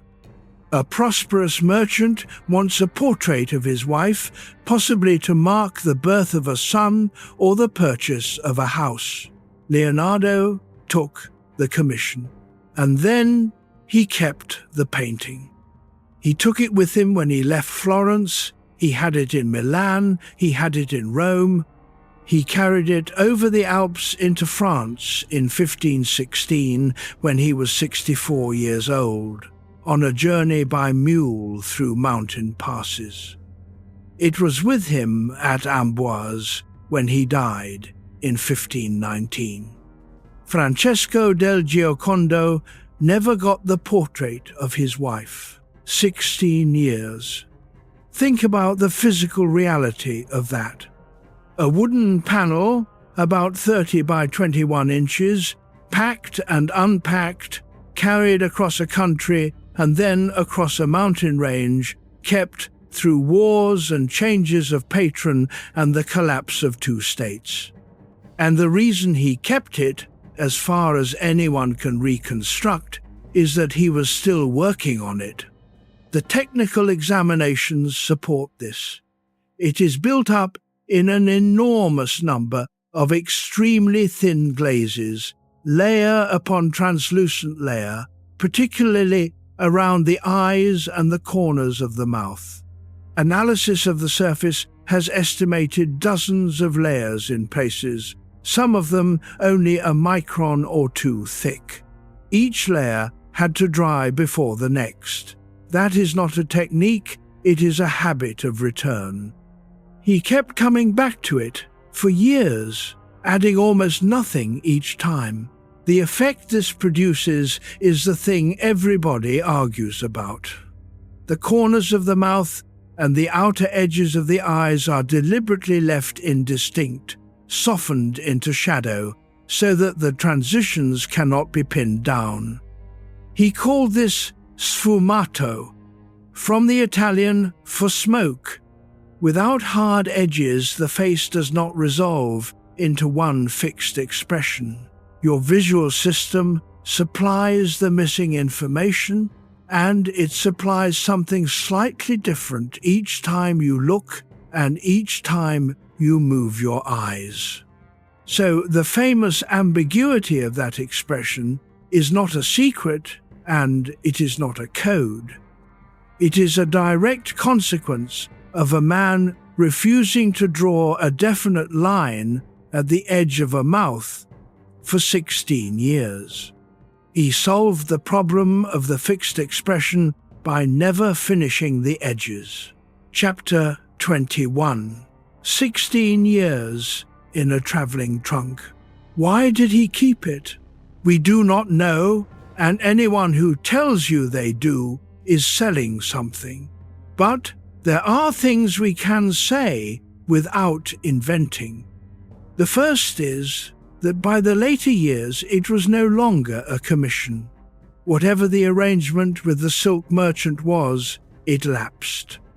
He was in Milan working for the French, then in Rome under Medici patronage, then in France on a royal pension. The panel had stopped being a job and become something else. A companion, perhaps, or a laboratory. The second is that he did this with other things. There is a St. Anne composition he worked at for something like 20 years across cartoons and panels, never resolving it. There is a St. John the Baptist from late in life. He had 2 or 3 objects that travelled with him and that he kept returning to, and they were the ones that were never delivered to anyone. The third is what I would like you to actually take with you tonight. The painting could not be finished because it was where he did his thinking about a problem that had no end. The problem was this: how do you make a 2-dimensional surface produce the impression of a living presence?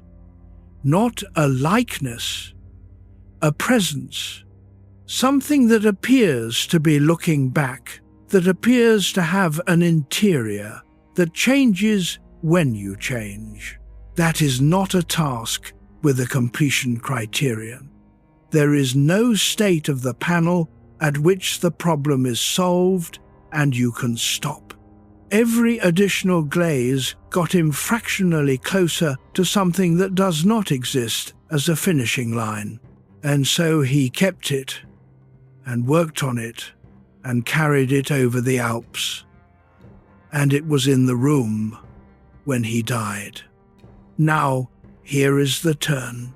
Because he never delivered it, it was in his possession at his death, in France, in the household of the king. It passed into the French royal collection. That is how it ended up at Fontainebleau, then Versailles, then, after the Revolution, in the Louvre. If he had finished it in 1505 and handed it to Francesco del Giocondo, it would have hung in a merchant's house in Florence. It would have been inherited and divided and possibly sold, and it would be, at best, a very fine portrait in a regional collection somewhere, admired by specialists. The single most reproduced image in human history is the most reproduced image in human history, because he did not finish it and did not hand it over. I am not going to build a life philosophy on that. It is luck, mostly, and the luck of a royal collection surviving. But it is worth having in your head at this hour, when the list is open in the drawer, that the relationship between finishing a thing and the thing mattering is not the straight line you have been assuming. Sometimes the not finishing is why it is still here. Chapter 22. The Hospital of Santa Maria Nuova.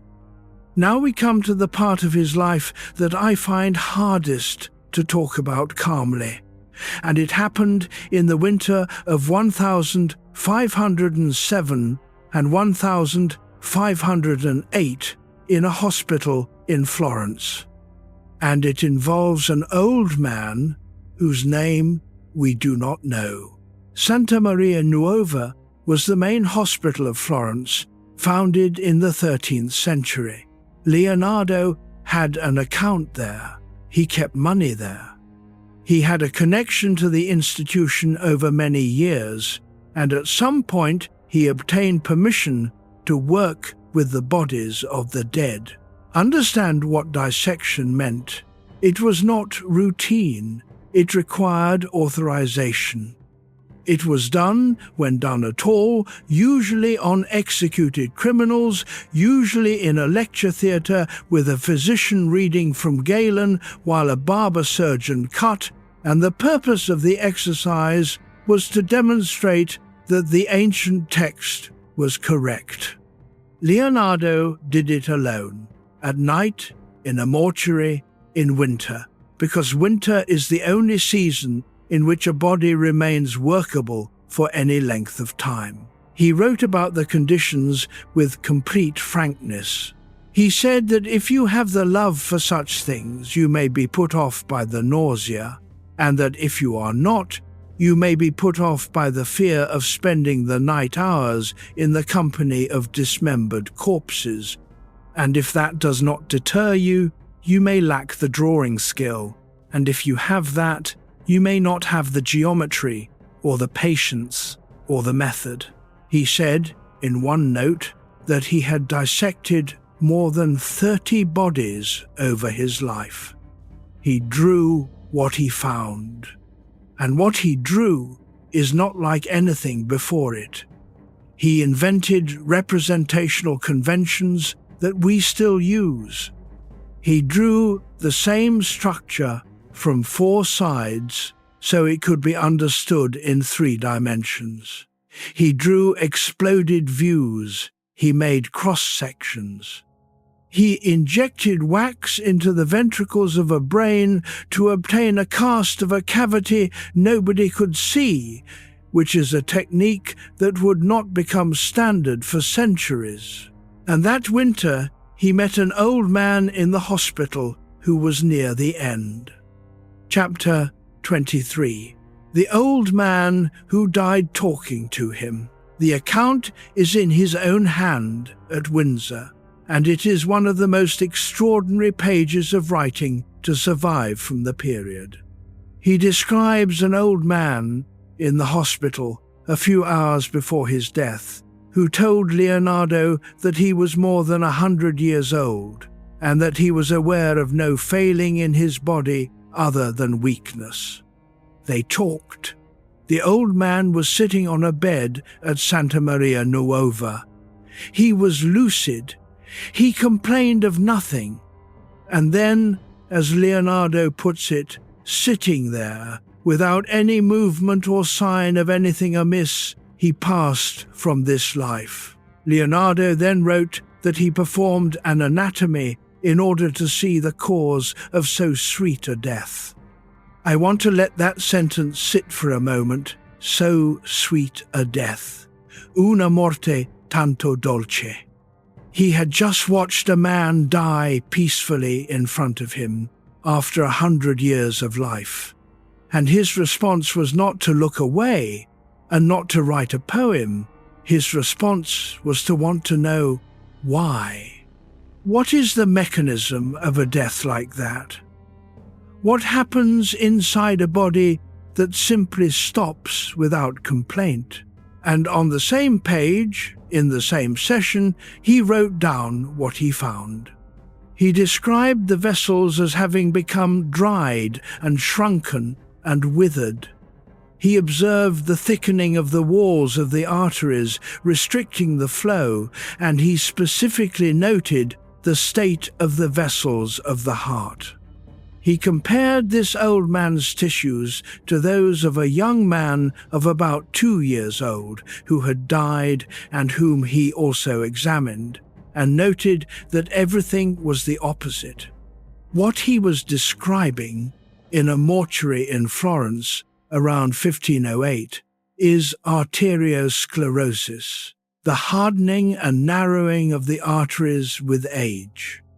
He was the first person known to have described it, and he connected it correctly to the death of the old man. Nobody knew. It was not published. It sat in a private notebook, in mirror writing, for centuries. He also worked out, in these years and after, the function of the aortic valve. He could not accept the standard Galenic account of how blood behaved at the root of the aorta. So he built a model. He made a glass replica of the aortic root and pumped a mixture through it with grass seeds suspended in the water so that he could see the flow, and observed that the fluid formed vortices in the sinuses behind the valve cusps, and that these vortices were what pushed the cusps closed. That is correct. It was confirmed by researchers using modern imaging in the 20th century, and when they confirmed it, they found he had got there first. He built a working experimental model of a cardiac structure in glass using seeds as tracer particles 500 years ago, and told nobody. Chapter 24.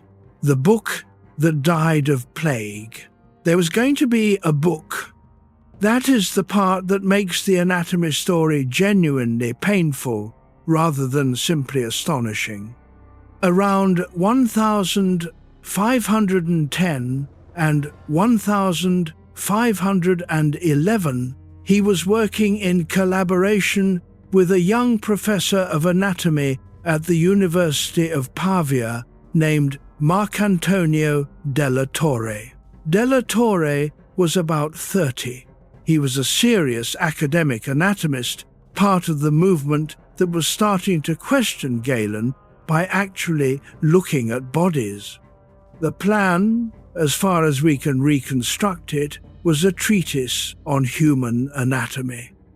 Della Torre would supply the scholarship and the academic standing and the access. Leonardo would supply the drawings, and the drawings would be better than any anatomical illustrations that had ever been made, because they were.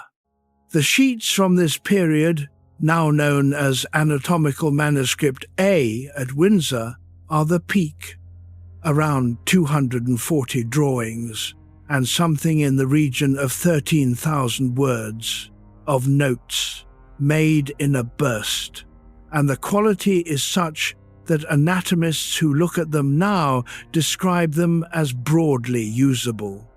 The muscles of the shoulder, layer by layer, the bones of the foot, the spine, drawn correctly with the right number of vertebrae and the correct curvature, which is not a given for the period.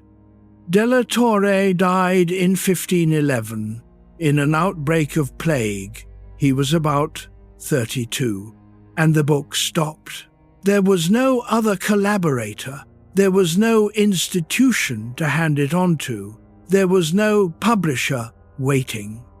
There was a stack of the finest anatomical drawings in existence, in a private house in mirror writing belonging to a man of 59 with no academic position and a reputation for not delivering.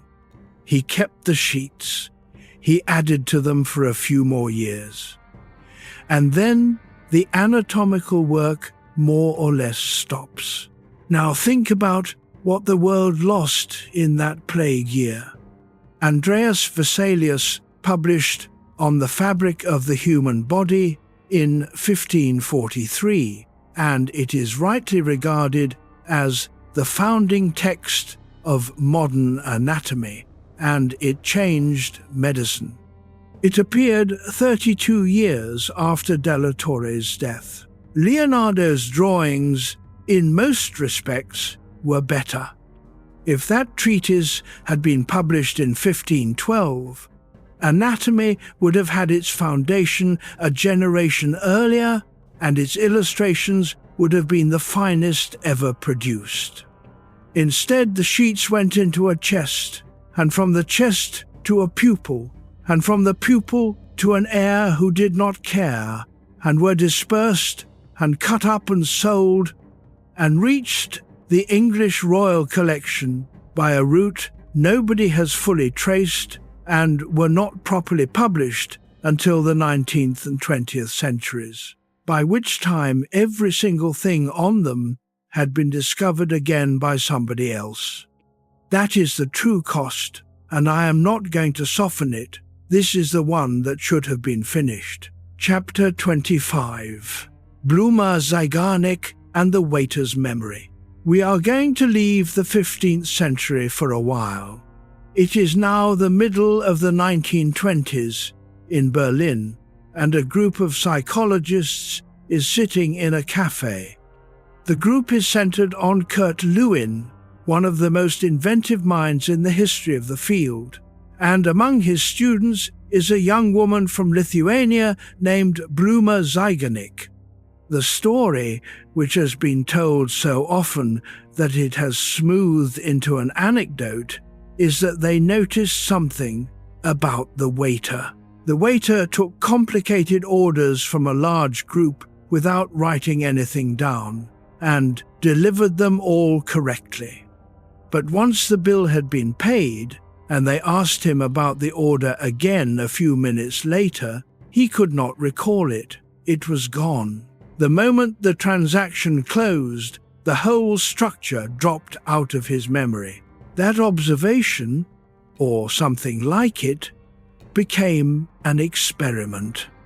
Zeigarnik brought participants into a laboratory and gave them a series of simple tasks, around 18 to 22 of them. Little things, modeling something from clay, solving a puzzle, stringing beads. Arithmetic, she let them complete about half.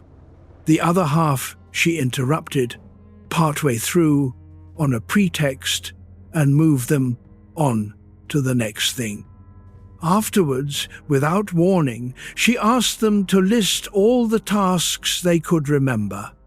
They recalled the interrupted ones substantially better.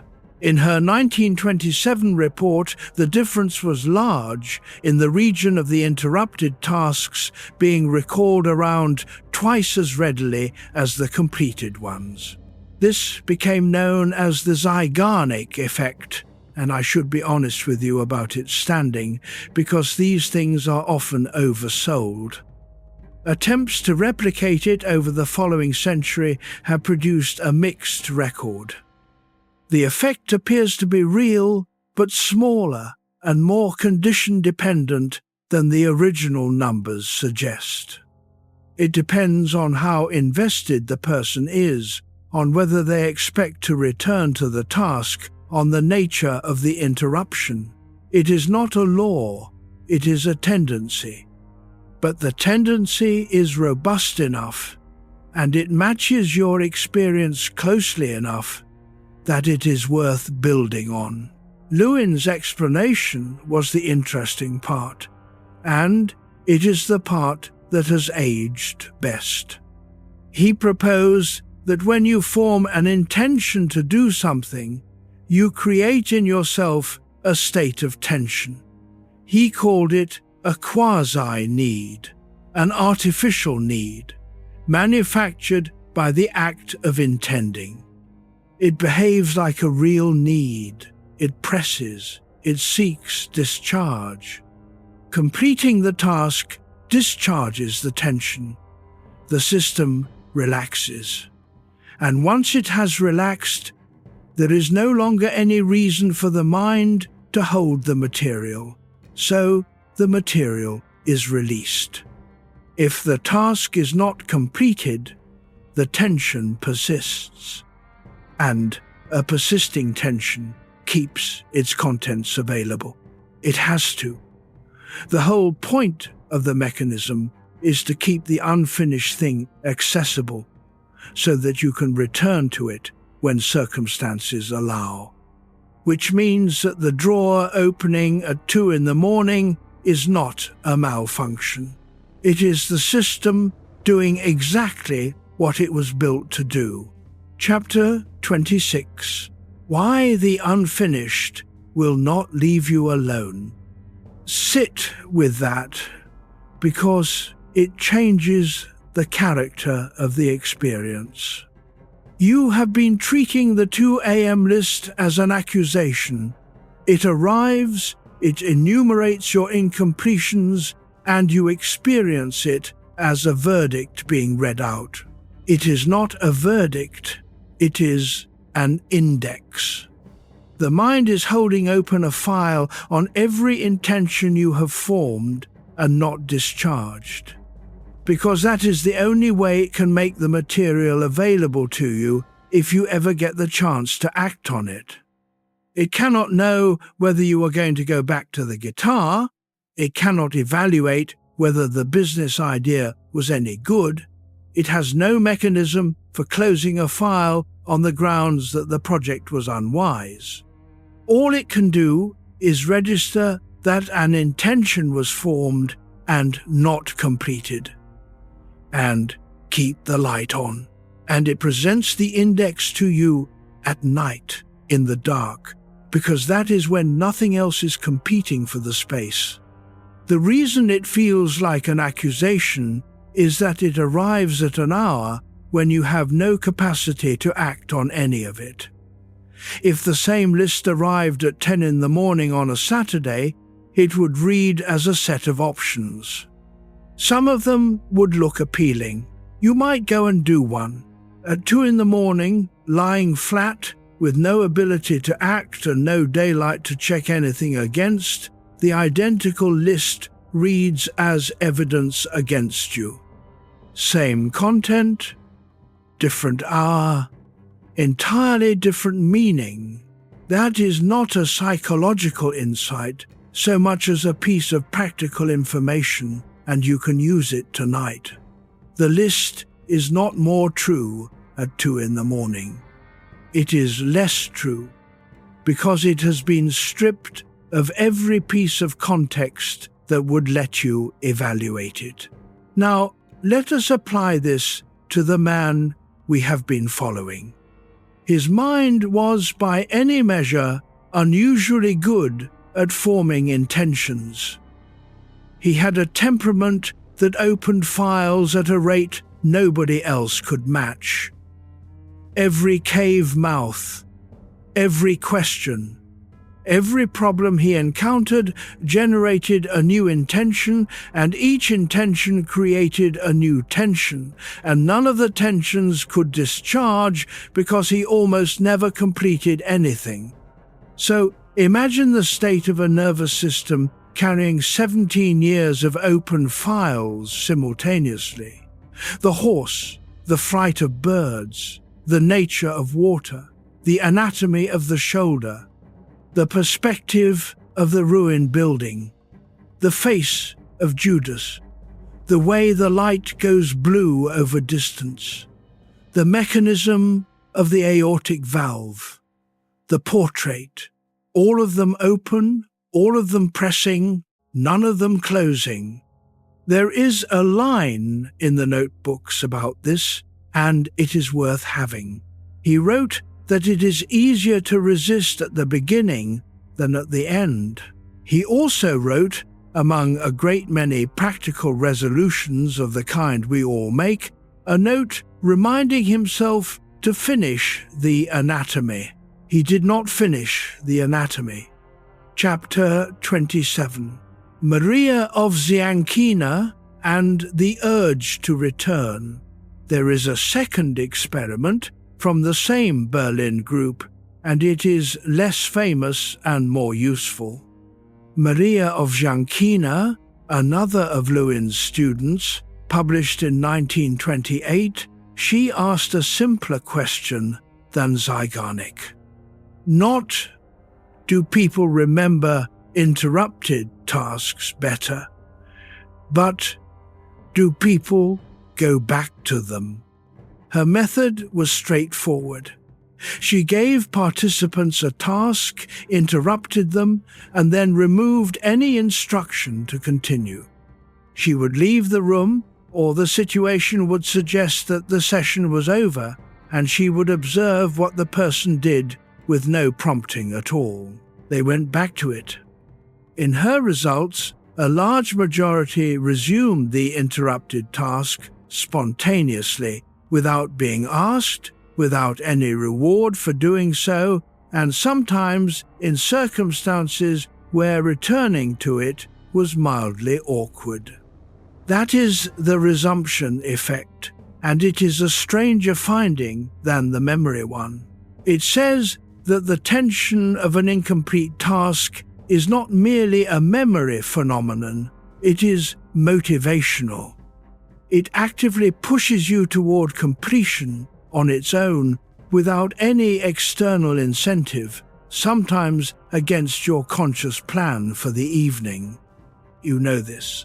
You have gone back to a thing at 11 at night that you had every intention of leaving until Monday, not because it mattered, but because it was open. And here is the part I want you to hold, because it is the redemptive half of the finding. The urge to return is a feature of a healthy motivational system. The mind that will not let go of the unfinished is the same mind that finishes anything at all. You cannot have one without the other. A system that closed files easily, that let go of an interrupted task with no residue, would be a system with no persistence. It would never come back to anything. It would start and drift and start again, and nothing would ever be carried across a gap in time. The nagging is the mechanism of persistence experienced from the inside. So when the list arrives tonight, what you are feeling is not evidence of weakness. It is the sensation of a functioning drive doing its job in a situation where it cannot act.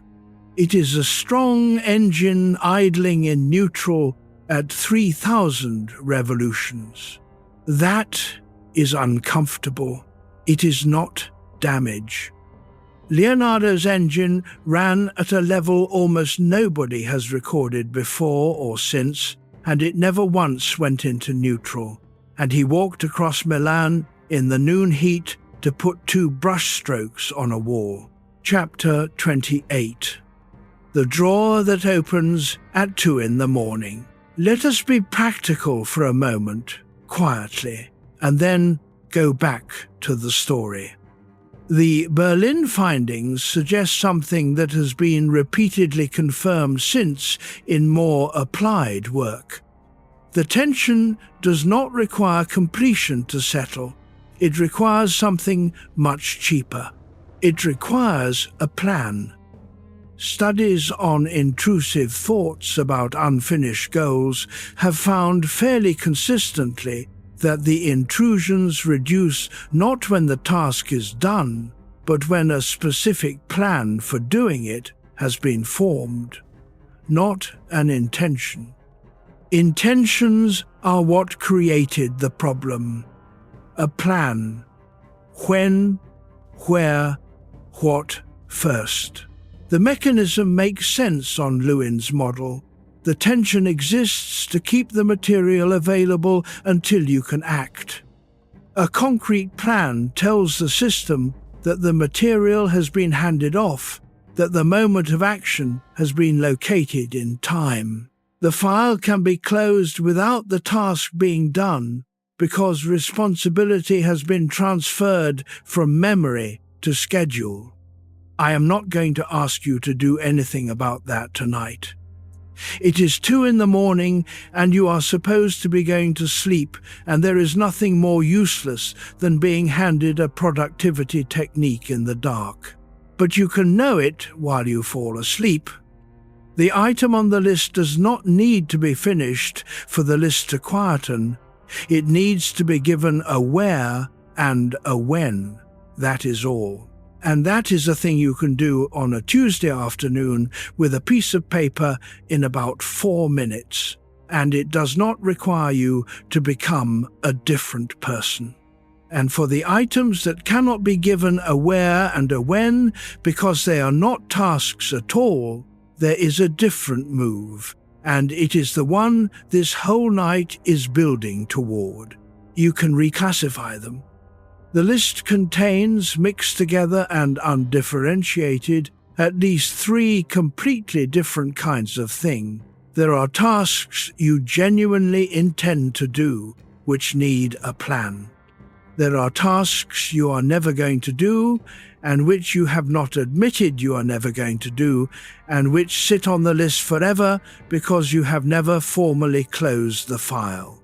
These need a decision, and the decision is allowed to be no.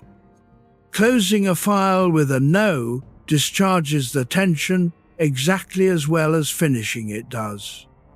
Lewin's model is indifferent to which. The system wants resolution, not achievement. And there are the things that were never tasks. The directions, the long questions, the becoming. Those do not belong on a list of incomplete jobs at all, and the reason they cause you so much pain at this hour is that you have been grading a river on whether it has arrived. Leonardo's greatest problem was that he could not tell these apart either. His anatomy treatise was the first kind. It needed a plan and a collaborator, and it lost the collaborator to plague. The Sforza horse became the second kind. The bronze was gone, and the moment was gone, and it should have been formally closed, and he wrote instead, "Of the horse I will say nothing, for I know the times," which is a man refusing to file the paperwork. And the study of water, and the flight of birds, and the way light behaves at a distance were the third kind, and he treated them as failures, and they were the whole point of his life. Chapter 29. Jung and the Eternal Youth. Carl Jung had a name for a pattern that hovers near all of this, and it is worth bringing in carefully, because it is both illuminating and very easy to misuse. The puer aeternus, the eternal youth. The term comes from Ovid originally, and Jung took it up as a description of a psychological type. It was developed at length afterwards by Marie-Louise von Franz, who lectured on it in the late 1950s. The pattern goes roughly like this. A person of considerable gifts who remains, into adulthood and often into late adulthood in a state of provisionality. Everything is temporary. The current job is not the real work. The current relationship is not quite the one. The current town is where he happens to be living for now. There is always a sense of enormous potential, and the potential is genuine, and it is never quite brought down into a particular form. Von Franz described this as the provisional life. The person is not living their life. They are living near it, waiting for the real one to begin, and the waiting can go on for 40 years. Why does it happen? On the Jungian reading, because commitment is a kind of death. To become one thing is to stop being all the others. The moment you finish the painting, it is a particular painting, with faults, and it is no longer the perfect unpainted thing that existed in your head. To choose a wife is to not marry everyone else. To take a job is to close the other lives. An unfinished work has one enormous advantage over a finished one. It is still perfect. Nobody has ever criticized the Sforza horse. Nobody has said the proportions of the neck are wrong, or that the modelling of the flank is weak, because there is no bronze horse to look at.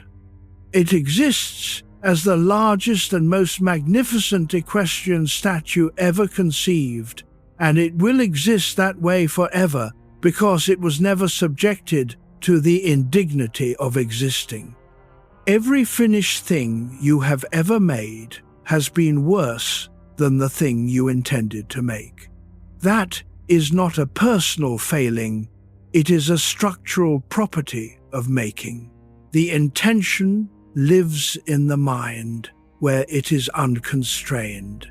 The object lives in the world, where it is made of paint or wood or words, and is subject to physics and your own limited hands. Finishing is the act of accepting the gap.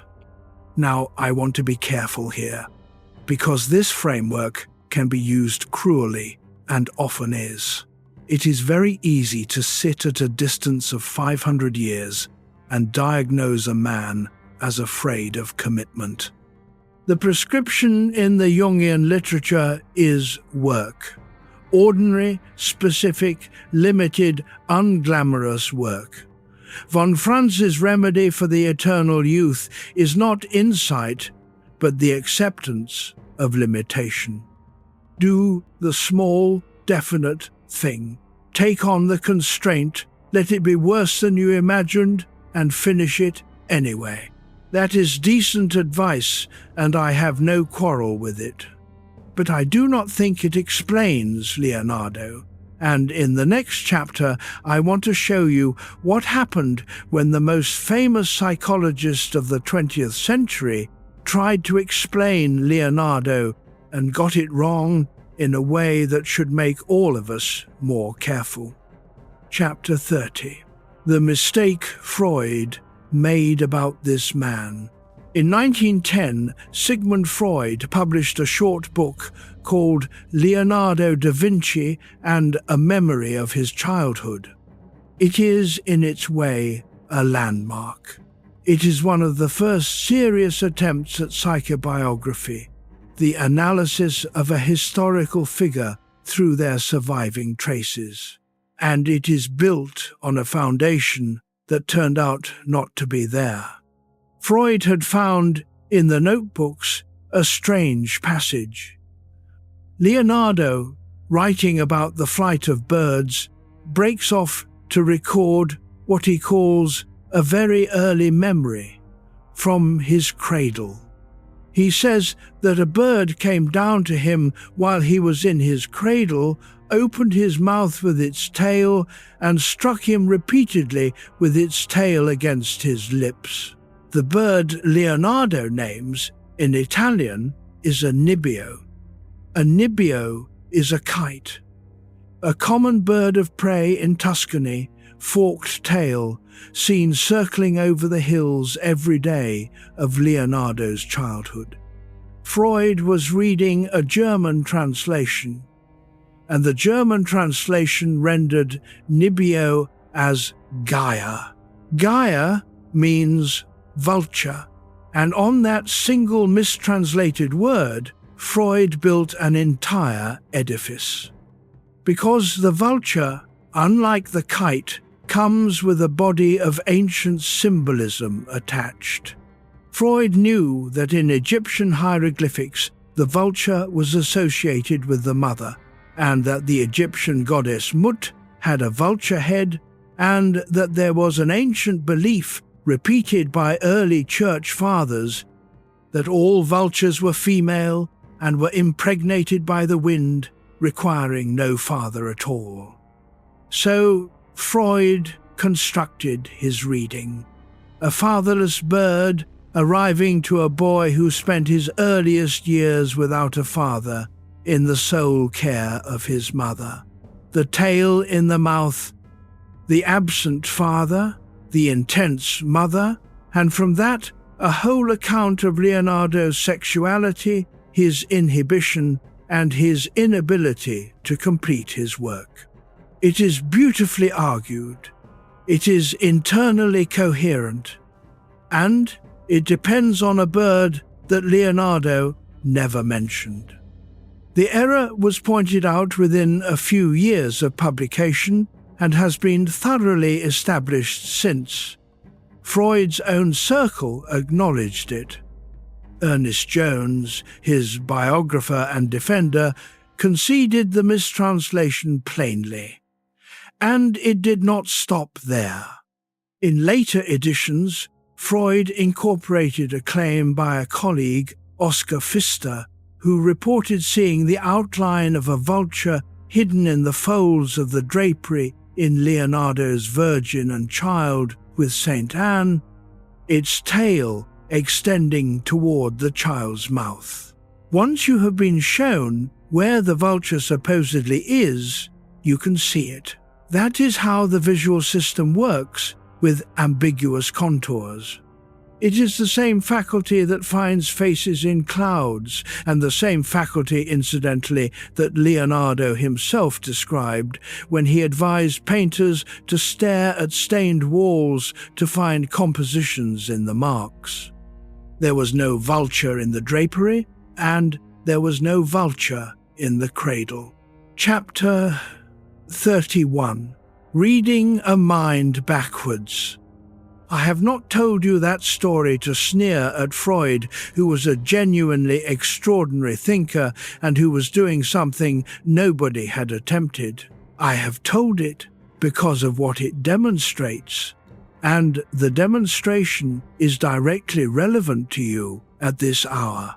Here is a very intelligent man in possession of a real and unusual document, applying a coherent theory with great skill and arriving at a conclusion that is confidently, elaborately, and completely wrong because of an assumption at the base that he never went back to check, and the conclusion felt right.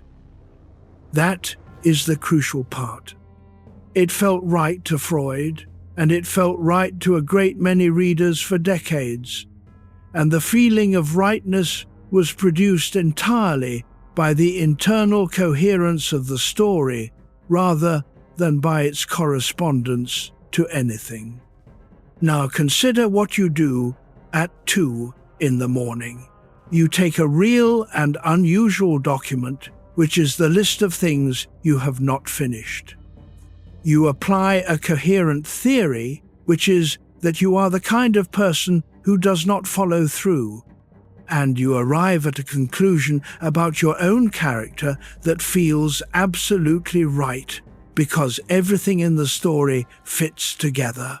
Everything in Freud's story fitted together too. The theory explains the evidence beautifully.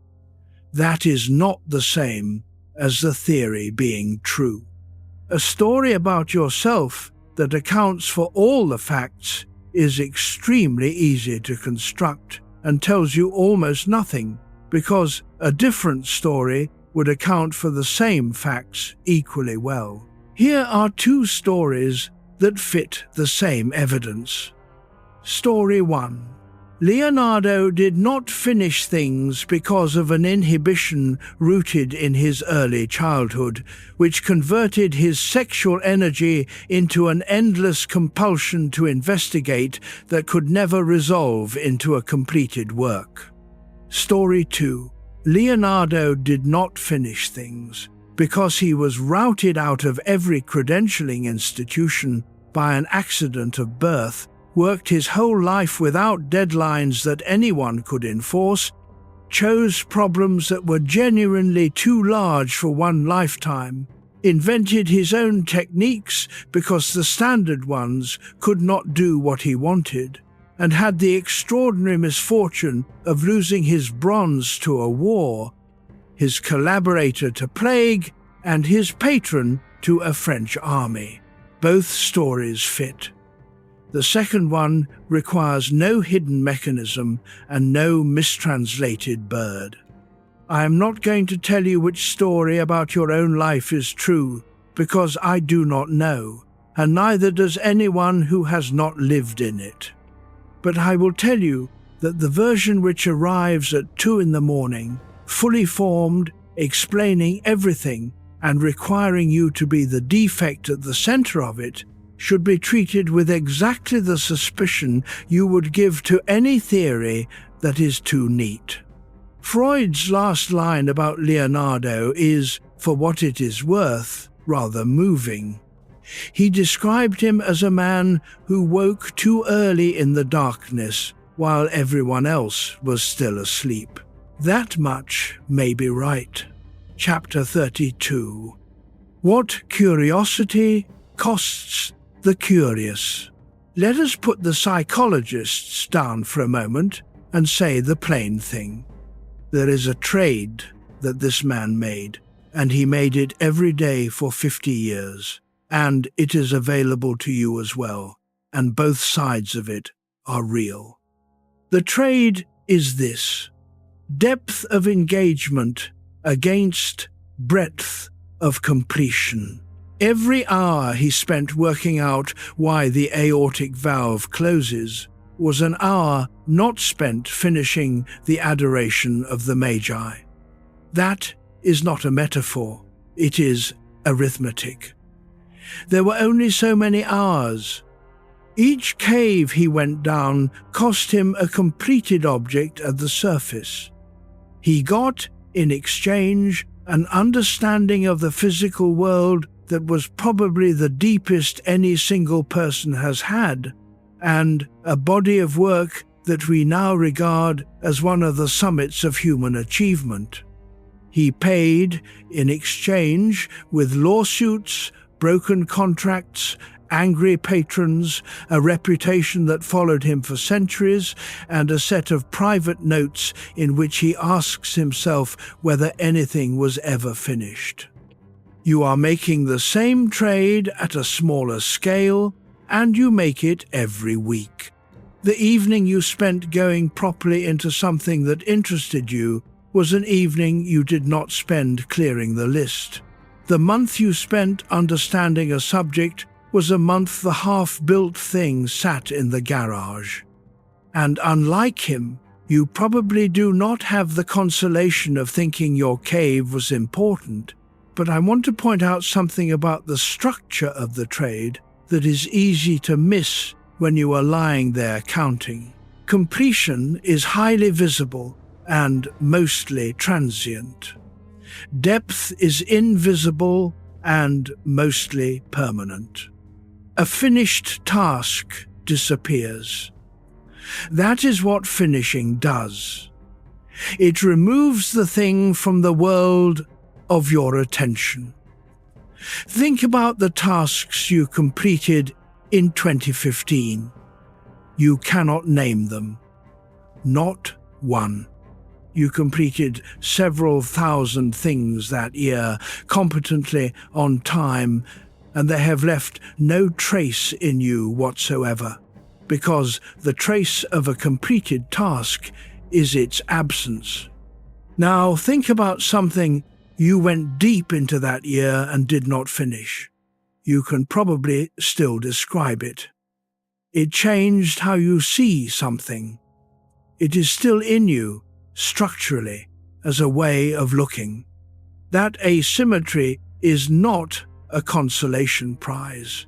It is the actual accounting, and it runs the opposite way to the ledger you have been keeping at night. He completed 15 paintings. He went deep into perhaps 200 things, and every one of those 200 is still legible on a page somewhere 500 years later, and every completed altarpiece by every reliable painter who met his deadlines that decade is in a provincial museum with nobody standing in front of it. Chapter 33. The Man Who Wanted to Fly. 2 examples before we go to Rome.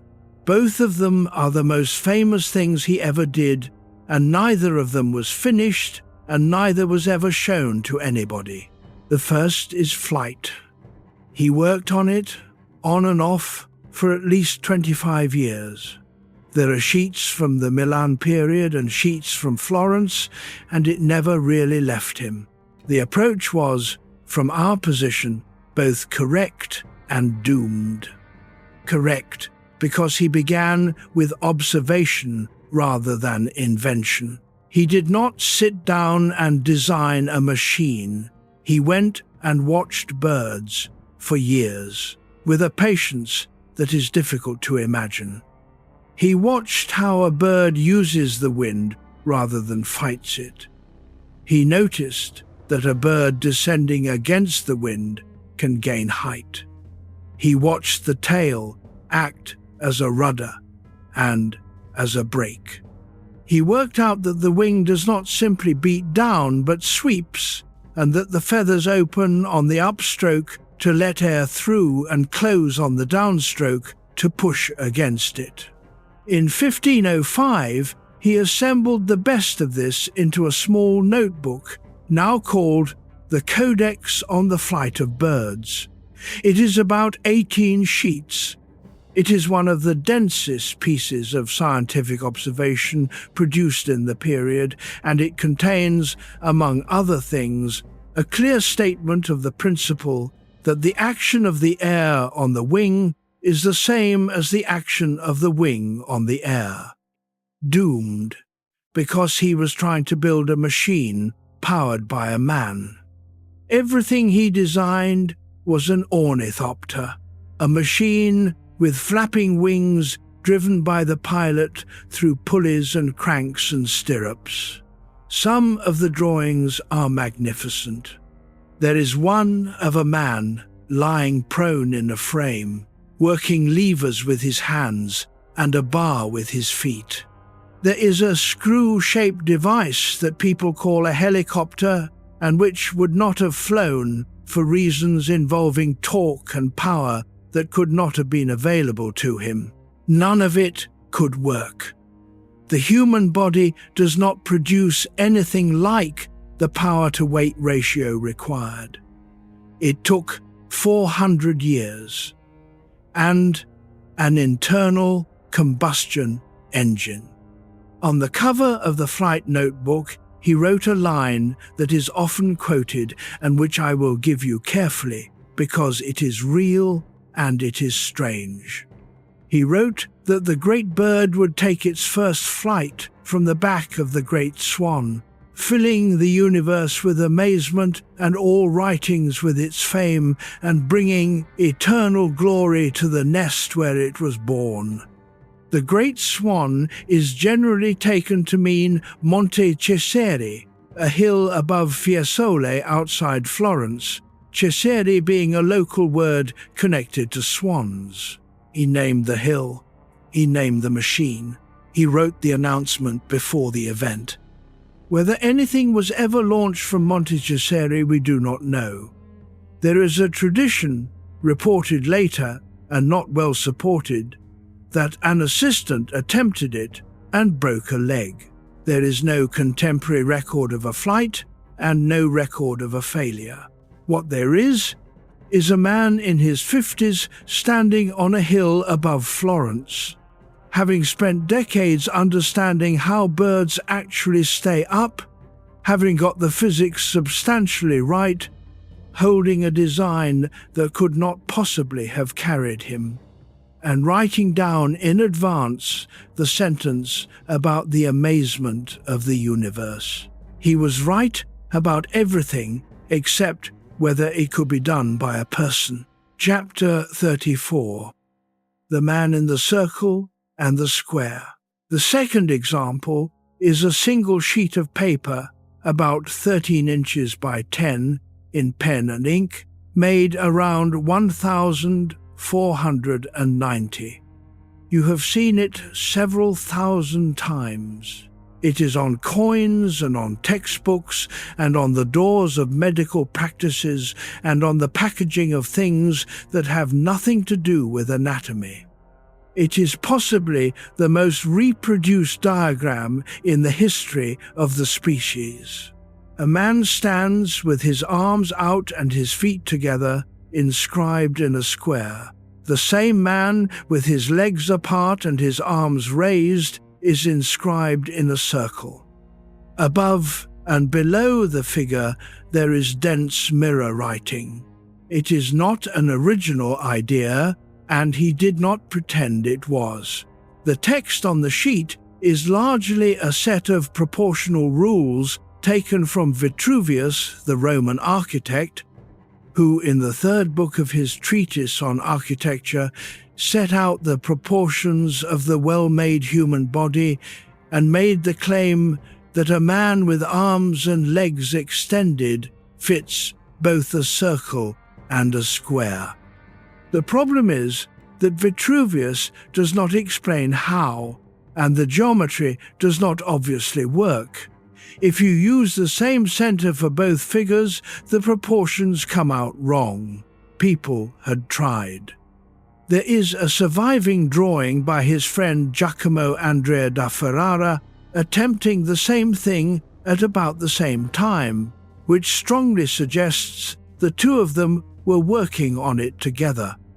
Leonardo's solution was to use two different centers.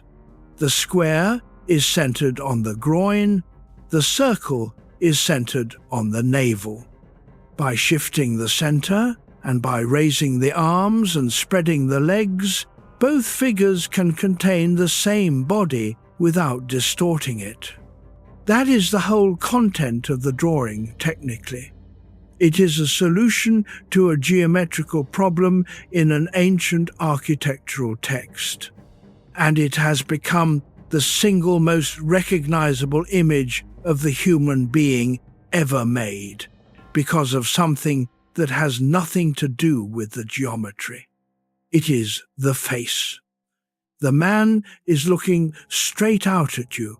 He is not an anatomical diagram with a head attached. He is a person drawn from observation with a specific expression, standing in the middle of an abstract proof about circles and squares.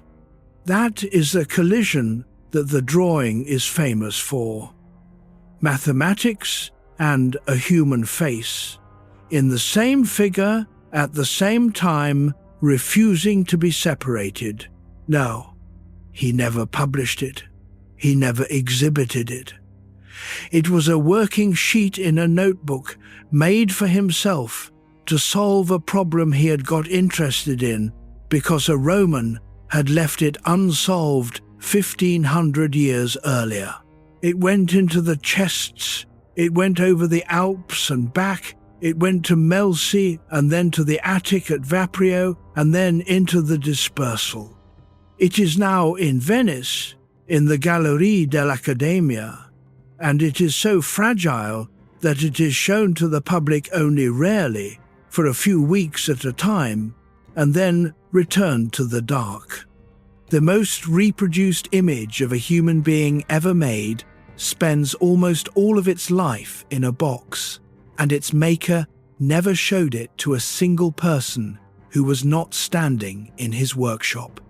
2 examples: the flight studies, which were right and could not work, the Vitruvian figure, which worked and was never shown, both unfinished in the sense that mattered to him, both permanent in the sense that matters to us. Now, Rome. Chapter 35. Rome and the years that went quiet.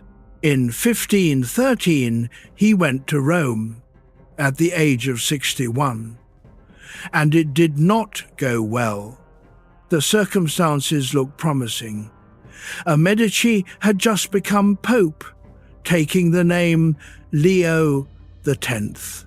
His brother, Giuliano de' Medici, took Leonardo into his service and installed him in apartments in the Belvedere, in the Vatican Gardens, with a salary. Rome at that moment was the most exciting place on earth for an artist. The Pope was spending enormous sums.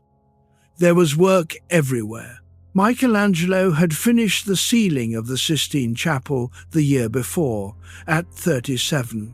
Raphael, who was 30, was painting the papal apartments and running the largest workshop in the city, and would shortly be made architect of St. Peter's. And the most famous artist in Europe sat in the Belvedere for 3 years and received essentially no significant commission. Part of it was age. Part was reputation. Everyone knew that giving Leonardo a large project was a way of not getting a large project. There were 40 years of evidence. Vasari tells a story from these years which, whether or not it is literally true, expresses precisely what people thought. The Pope gave him a commission, and Leonardo immediately began distilling oils and herbs to prepare the varnish that would be applied to the finished painting. When this was reported to Leo, the Pope is supposed to have said, "Alas, this man will never do anything, because he begins by thinking about the end of the work before he has begun it." That is a cruel line, and it is also, as criticism, rather acute. What did he actually do in Rome?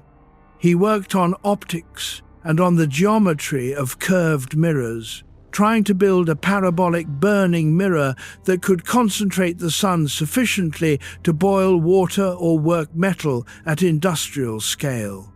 He had 2 German assistants brought in to help with the mirror work, and it went badly. Drafts of his letters of complaint survive, and they are the letters of an unhappy old man. He says one of them spied on his work and copied it, went about the city speaking against him, and interfered with his other assistant. He also lost the anatomy. He seems to have been dissecting at the hospital of Santo Spirito, and there was an accusation made about the propriety of what he was doing, and access was withdrawn. His complaint drafts refer to it bitterly. He surveyed the Pontine marshes with a view to draining them, a genuinely large engineering scheme, and produced a map. It was not carried out in his lifetime. he studied the Deluge. And in March 1516, Giuliano de' Medici died, and the salary and the apartment and the reason to be in Rome died with him. He was 64 years old. He had outlived his patrons, his rivals had the city, and the institution that could have given him the anatomy book had shut its door. And then a king in another country sent for him. Chapter 36. The Invitation from France.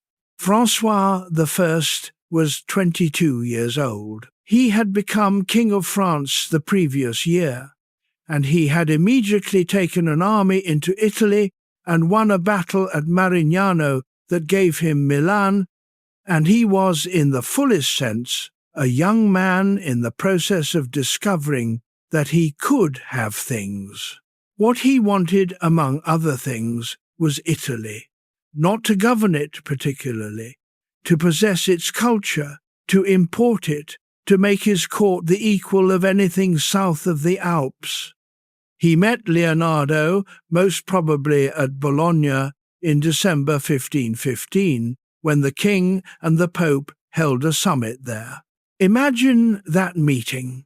A king of 22, 6 foot tall, in the first flush of a military victory, and a painter of 63, world famous, out of work, with a beard and a reputation, who had not completed a major commission in a decade. The king offered him a house, a pension, and nothing to do. That is the part I find remarkable. The terms, as far as we can reconstruct them, were that he would receive a substantial annual sum, and the manor house of Clou, a small brick and stone house a few hundred yards from the royal chateau at Amboise, connected to it, according to tradition, by a passage. His title was First Painter, Architect, and Engineer to the king. There was no contract for a painting, there was no deadline, there was no penalty clause for not finishing. François seems to have wanted, quite simply, to have him, to be able to walk down from the chateau and talk to him. The Renaissance historian Benvenuto Cellini recorded, years later, the king saying that he did not believe any man had come into the world who knew as much as Leonardo, and that this was true not only of sculpture, painting, and architecture, but that he was a very great philosopher. So in the autumn of 1516, he packed. He was 64. He crossed the Alps, most likely by mule, on one of the passes in the company of Francesco Melzi, his pupil and heir, and a servant named Battista de Villanis, and possibly Salai, the difficult young man who had been in his household since boyhood. In the luggage were the notebooks, thousands of sheets, and 3 paintings. We know which 3 because a year later a visitor wrote them down. Chapter 37. Over the Alps at 64. Let us stay on that road for a moment, because it is the last journey, and it deserves it. An Alpine crossing in the 16th century was not a trivial undertaking for a man of 64. The passes were rough tracks. Baggage went on mules. Weather could close a route for days. You slept in hospices. He had crossed mountains before, and more than that, he had gone up them for pleasure. There is a passage in the notebooks describing climbing a mountain in the Alps, going up above the tree line and observing that the sky above him was darker than it appears from below, and that the sun struck the rocks with more force. He was, in that observation, noticing the thinning of the atmosphere and reasoning about it correctly. That is a man who climbed a mountain in order to see what the sky did. Now he was going over one for the last time, with his life's papers on a mule, to a country whose language he did not speak, to live in a small house by a river in the service of a boy king who wanted nothing from him except his presence. There is something in that arrangement that I would like you to have. He arrived at the end of his working life at a place where nobody was asking him to finish anything. For the first time since he had walked into Verrocchio's workshop at 14, there was no contract, no prior, no duke, no monastery with a penalty clause, no council chamber, no rival on the opposite wall. There was a house, a garden, an income, and a young man who came to talk. And what did he do with it? He surveyed a river valley at Romorantin and designed an entire new town for the king, with a palace and a system of canals connecting it to the river network, drawn in considerable detail. It was never built. The project was dropped, apparently in part because of malaria in the valley and a change in the king's plans. He designed festivities. There is an account of a mechanical lion made for a French royal occasion, which walked forward a few paces and then opened its chest to reveal a cluster of lilies. It is one of the few of his machines that we have good evidence actually functioned. He built a working automaton in his 60s for a party.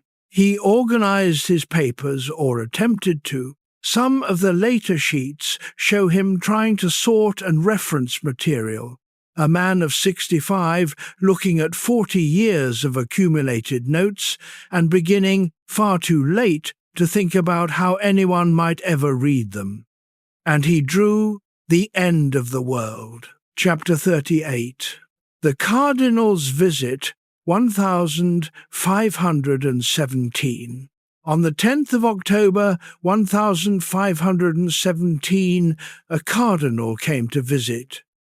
Luigi of Aragon was touring northern Europe with an entourage, and his secretary, Antonio de Beatis, kept a diary of everything they saw. That diary is the single most valuable eyewitness document we have of Leonardo's last years, because de Beatis was not an art critic. He was a secretary, writing down what happened. They went to Clou, and the old man showed them 3 paintings. De Beatis lists them. A portrait of a certain Florentine lady, done from life at the instance of the late Giuliano de' Medici, a young St. John the Baptist, and a Madonna with the child in the lap of St. Anne. The first of those is the Mona Lisa. 14 years after Agostino Vespucci noted him working on the head of Lisa del Giocondo, the panel is in a house in France, being shown to a visiting cardinal, still not delivered. Then de Beatis records the detail that everyone stops at. He writes that the old man had suffered a certain paralysis in the right hand, and that because of this, one could no longer expect fine work from him, though he had trained a Milanese pupil who worked well enough. And that although he could no longer colour with the sweetness he once had, he could still make drawings and teach others. A paralysis of the right hand. Leonardo was left-handed. That is the whole basis of the mirror writing. A left-handed man dragging a quill from left to right smears the ink, so he wrote right to left instead. And once the habit was formed, he kept it for 50 years. So a stroke affecting his right side would take his second hand, not his drawing hand. That is entirely consistent with what De Beatis reports. He cannot paint with his old sweetness because painting at that level is a two-handed business of holding a palette and a maul stick and working with great steadiness for long periods. But he can still draw, he can still teach. There is a red chalk drawing of an old man's head in profile at Windsor, long treated as a self-portrait, though that identification is now much less certain than it once was. Whether or not it is him, there exists a portrait drawing by Melzi of a man in profile with a long beard and a heavy brow that is generally accepted as being Leonardo in these years. He was 65. He had a house, a garden, a king who admired him, a pupil who loved him, 3 paintings on the wall that he had never given to anybody, and a hand that had stopped working. He had about 18 months left. Chapter 39. A hand that no longer obeyed. I want to spend a chapter here, in the small house at Clou, because this is where the whole question of the unfinished becomes real rather than theoretical.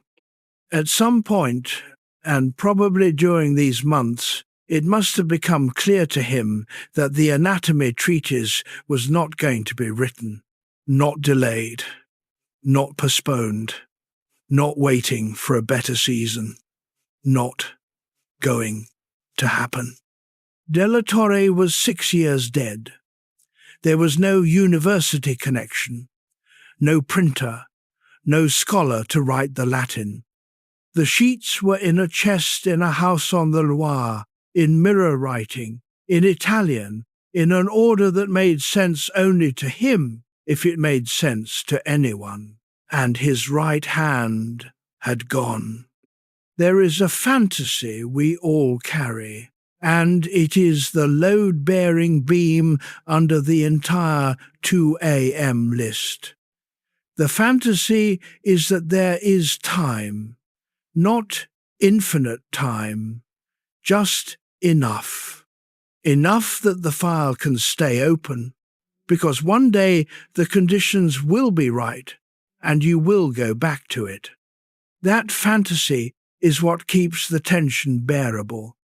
The list is painful, but it is survivable, because every item on it is, in principle, still live.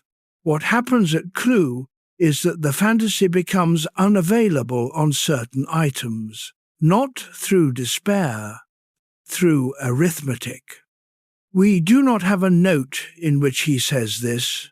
There is no page where he writes that the anatomy is over. What we have is the absence of one. The anatomical work simply stops.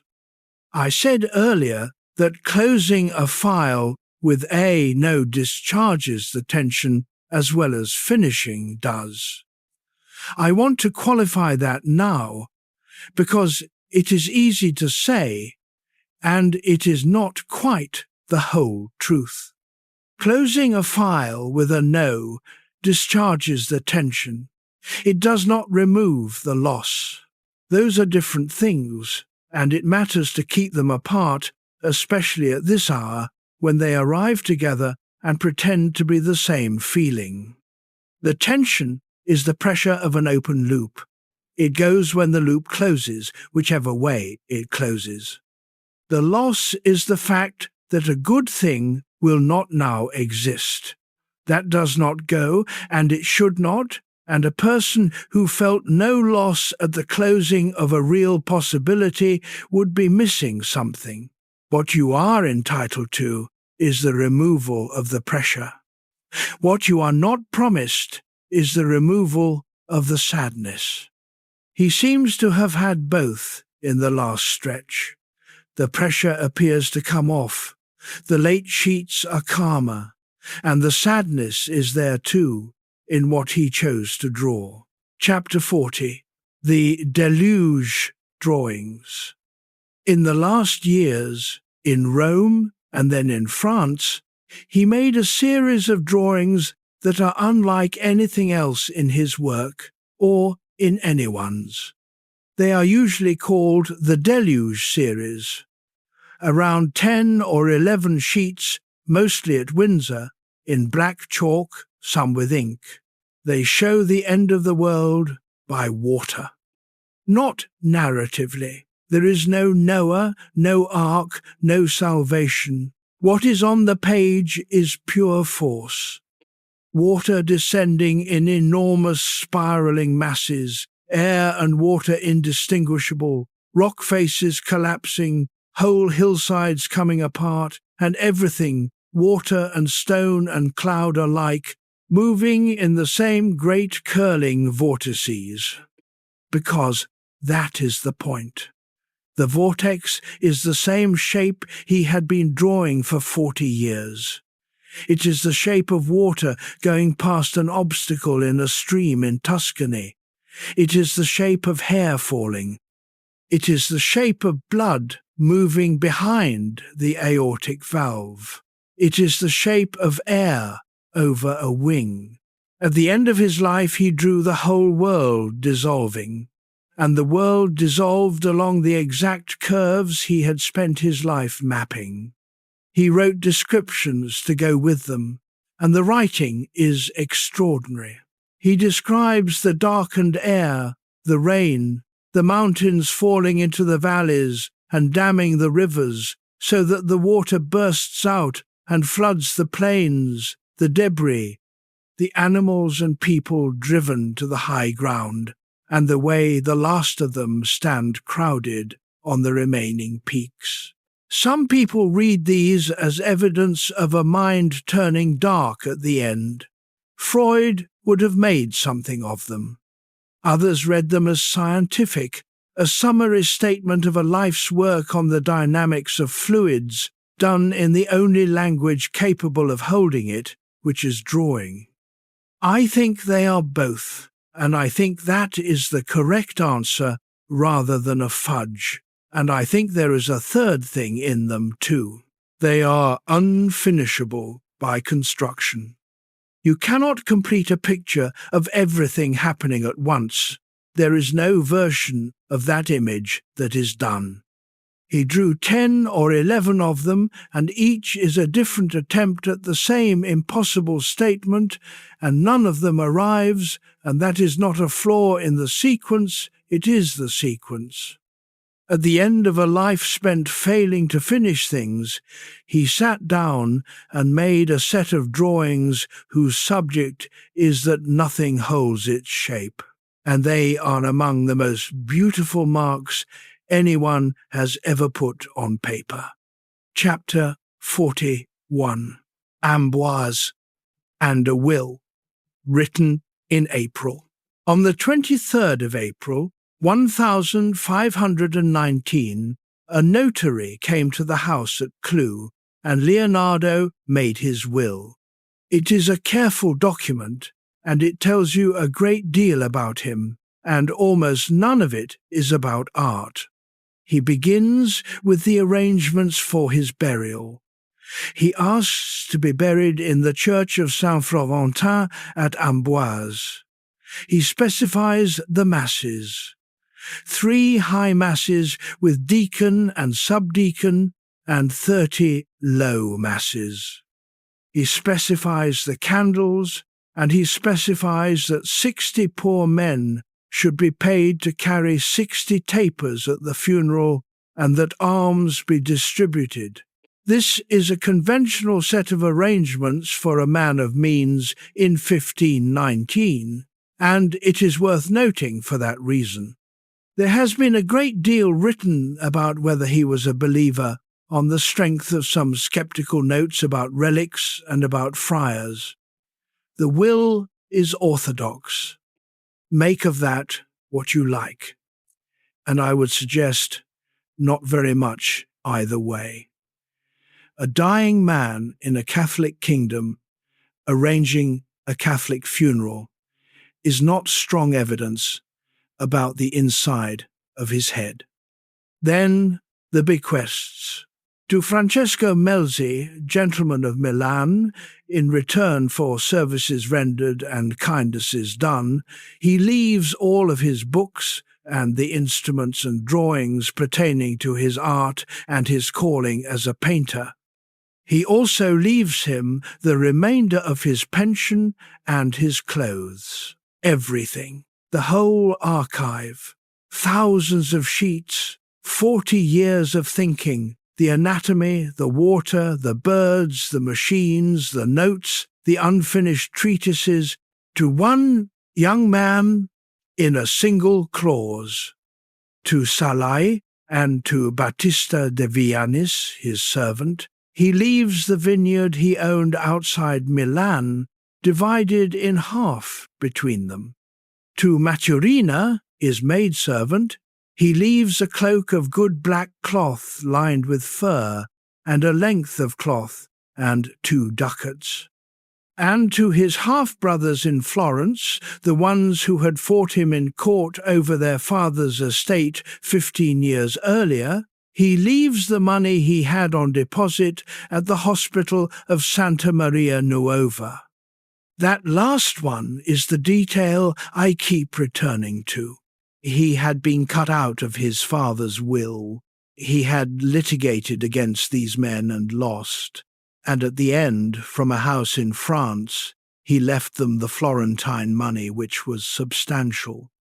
Nothing in the document explains it.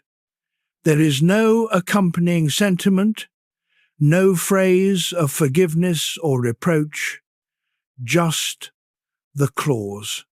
He died on the 2nd of May, 1519, at Clou, age 67. Vasari says he died in the arms of the king, and it is a beautiful image, and it is not true. Royal records place François at Saint-Germain-en-Laye at that time, where he signed a document on the 3rd of May. The king was 200 miles away. What we do have is better in its way. Melzi wrote to the brothers in Florence on the 1st of June to give them the news, and he wrote as a young man in shock. He said that it would be impossible for him to express the grief he felt, and that as long as his limbs held together he would possess a perpetual unhappiness, and that the loss was a grief to everyone, because it was not in the power of nature to produce such another man. And then, in the middle of the formal letter, this. He wrote that Leonardo had been to him the best of fathers. Chapter 42.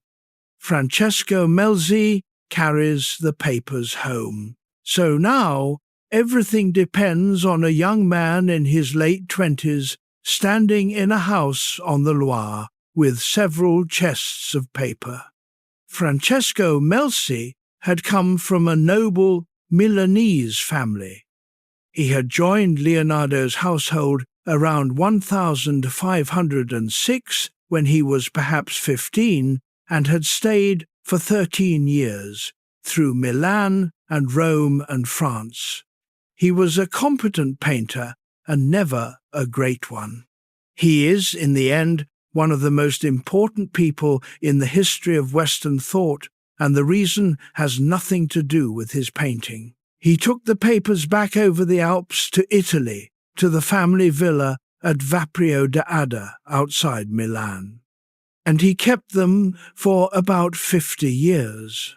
He did not sell them, he did not disperse them. When scholars came asking, he showed them material, and sometimes let it be copied. Vasari came, or corresponded, and Vasari's account of Leonardo owes a great deal to Melzi, and he tried, over decades, to do the thing Leonardo had not done. He went through the sheets looking for everything relating to painting, and he copied the passages out, and he organized them by subject, and he assembled them into a coherent book. That compilation survives in the Vatican Library, and from it descends the work known as the Treatise on Painting. It was first printed in Paris in 1651, 132 years after Leonardo died. Think about what Melzi was doing in that villa. A man in middle age who could have got on with his own life, spending years going through the handwriting of a dead master in mirror script, hunting through pages about the anatomy of the neck and the design of a canal lock for the paragraphs about shadow, and copying them out by hand. Nobody paid him. There was no publisher. He had no reason to do it beyond the reason he gave in the letter. He was the best of fathers. And here is the thing that should give you pause at this hour, when you are lying there worrying about what you have not completed. Leonardo's most important act of completion was performed by somebody else 30 years after his death, because he had been kind to a 15-year-old boy. That is not a technique. You cannot plan for it. But it is a real category of outcome, and it does not appear anywhere on the ledger you keep at 2 in the morning, because your ledger has no column for what other people will do with what you leave lying around. Melzi died around 1570, and then it went wrong. Chapter 43. The heir who did not care. Francesco Melzi's son was named Orazio. He was a lawyer. He had no interest in any of it whatsoever. The chests went into an attic at Vaprio. What happens next is a farce, and it is a farce on which the intellectual heritage of Europe was riding. A tutor employed by the Melzi family, a man named Lelio Gavardi, worked out that the papers in the attic were valuable. He took 13 volumes and went to Florence to sell them to the Grand Duke. The Duke died before the sale. Gavardi then had an attack of conscience, apparently after being reproached by a friend, and arranged to return them. The friend, Ambrogio Mazzenta, brought the 13 volumes back to Orazio Melzi. And Orazio, presented with 13 recovered manuscripts by Leonardo da Vinci, told him to keep them. He said he had plenty more in the attic and was not interested. Word got out. Once it was known that the Melzi heir was giving them away, people came. Mazzenta records that others obtained material from Orazio easily. Volumes began to move.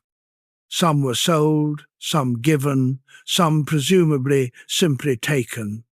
The largest single accumulation ended up with a man named Pompeo Leone, a sculptor who worked for Philip II of Spain, and who acquired a very great quantity of sheets in the 1580s and 1590s. And Leone did something that makes conservators put their heads in their hands to this day. He decided to organize them. He took the sheets and he sorted them by subject, in his own judgment. He separated what he considered the technical and scientific material from what he considered the artistic material. And to do that, because Leonardo had often put a mechanical drawing and a figure study on the same sheet, he cut them up. He cut the pages apart, and he pasted the fragments into 2 great albums, and he trimmed edges to make things fit. One of those albums is the Codex Atlanticus, now in the Ambrosian Library in Milan, over 1,000 leaves. The other passed eventually into the English Royal Collection and is at Windsor, and contains the anatomical sheets and the great chalk drawings. Because of Leone's scissors, we have, in many cases, lost the original context. A note that belonged next to a diagram is now in a different city. The order in which he wrote things, which would tell us how the thinking developed, is gone.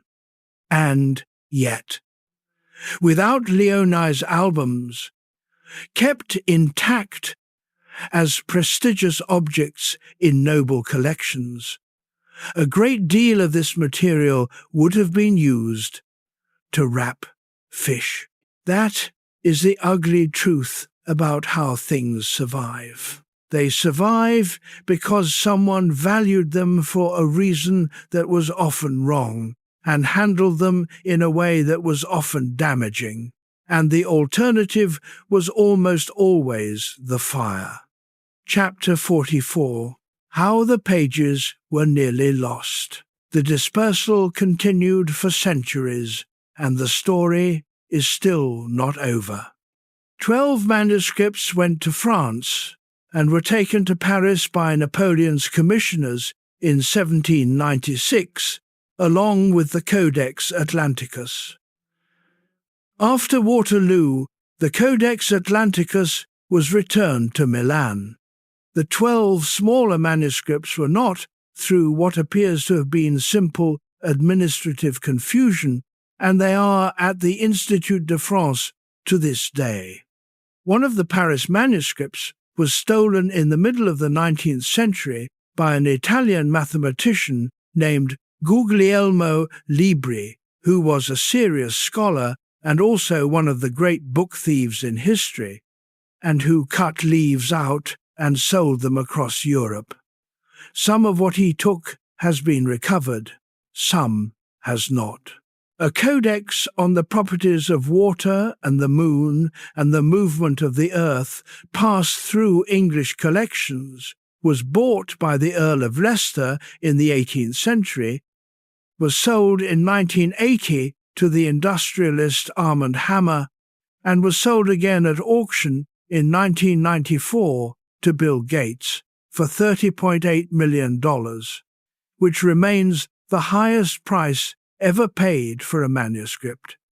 And in 1965, in the National Library in Madrid, 2 volumes of Leonardo manuscripts were found sitting on a shelf. They had not been stolen. They had been in the library the whole time.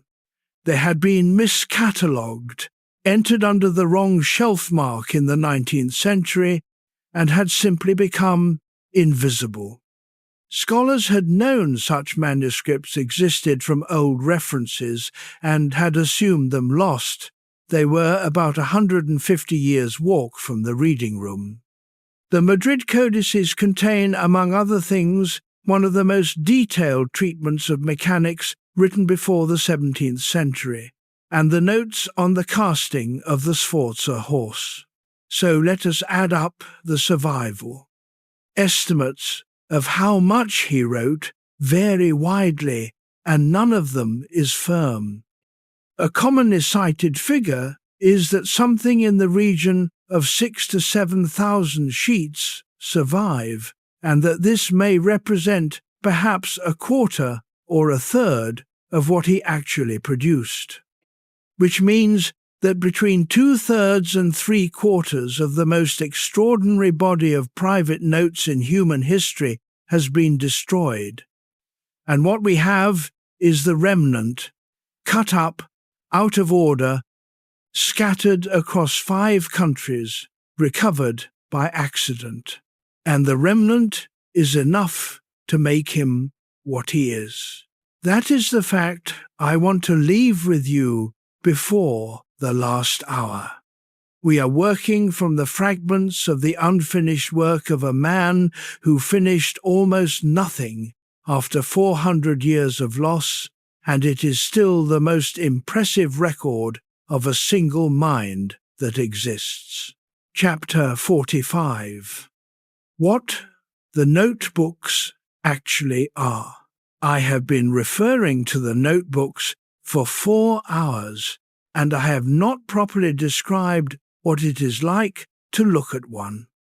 They are not journals. There is almost nothing personal in them, in the way we mean personal. He records his father's death flatly. He records a few debts.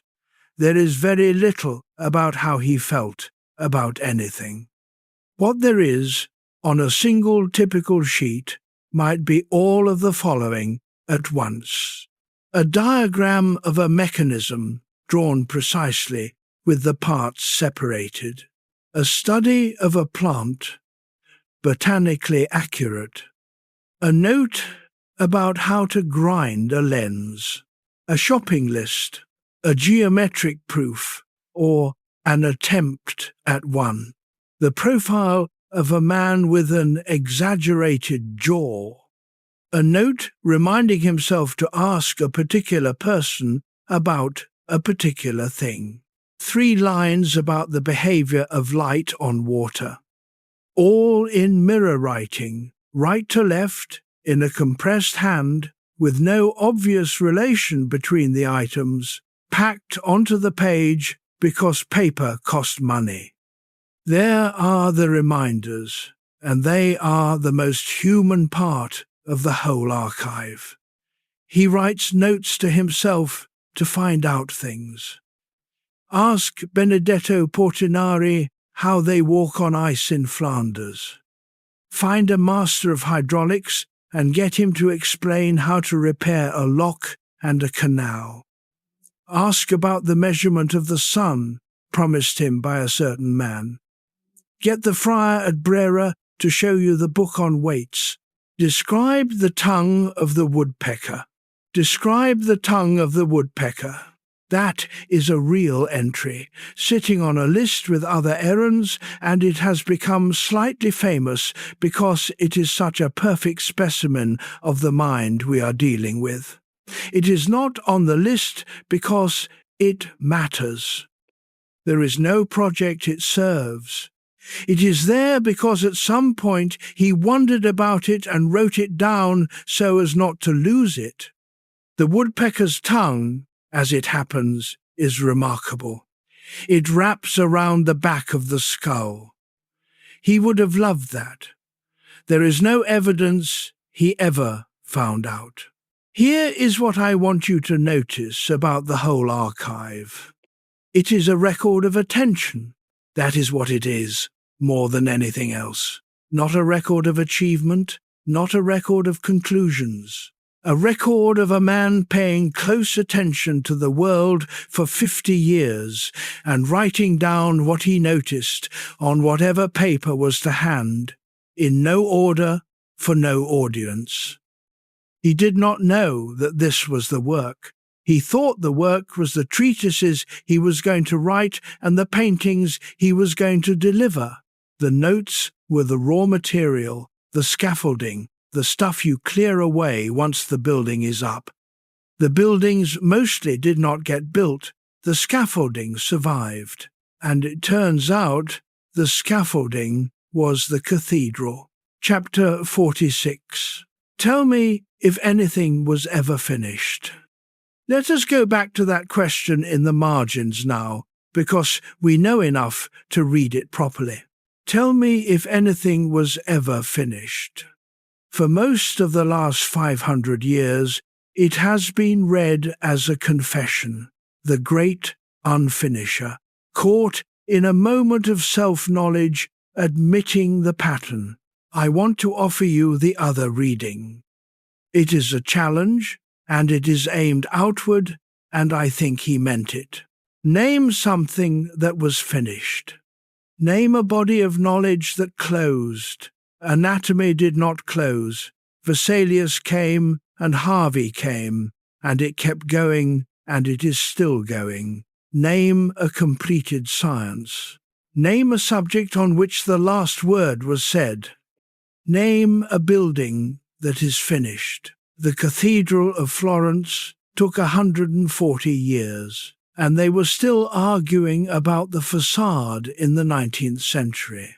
St. Peter's, which Raphael and Michelangelo and Bramante all worked on, took 120 years and consumed all of them, and none of them saw it done.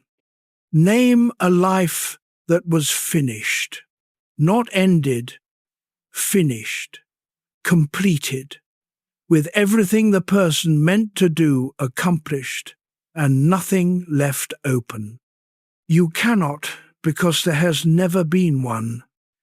Every human being who has ever died has died in the middle of something.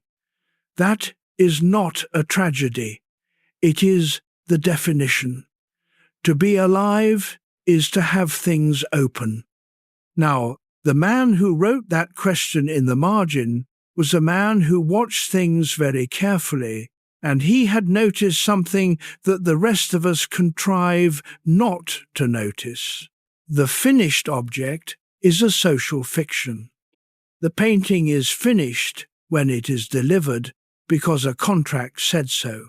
The book is finished when it is printed because the printer needed to set type. The building is finished when the scaffolding comes down because the money ran out. In every case, the completion is imposed from the outside, by a deadline or a budget or an institution, and it has almost nothing to do with the internal state of the work. He had no institutions, so no deadline was ever imposed on him from outside that he could not evade. And with the external fiction removed, the truth showed through, which is that the work was never going to be done, because works are not done, they are stopped. Which brings us back, at last, to your list. Chapter 47. The two columns. Here is the only practical thing I am going to ask of you tonight, and I am going to ask you to do it tomorrow, not now. Take the list. Not from memory, on paper, in daylight, when it has no power over you, and divide it into two columns. In the first column, put the things that are tasks, bounded, definite, with an end state you could describe in a sentence: the tax return, the letter, the room, in.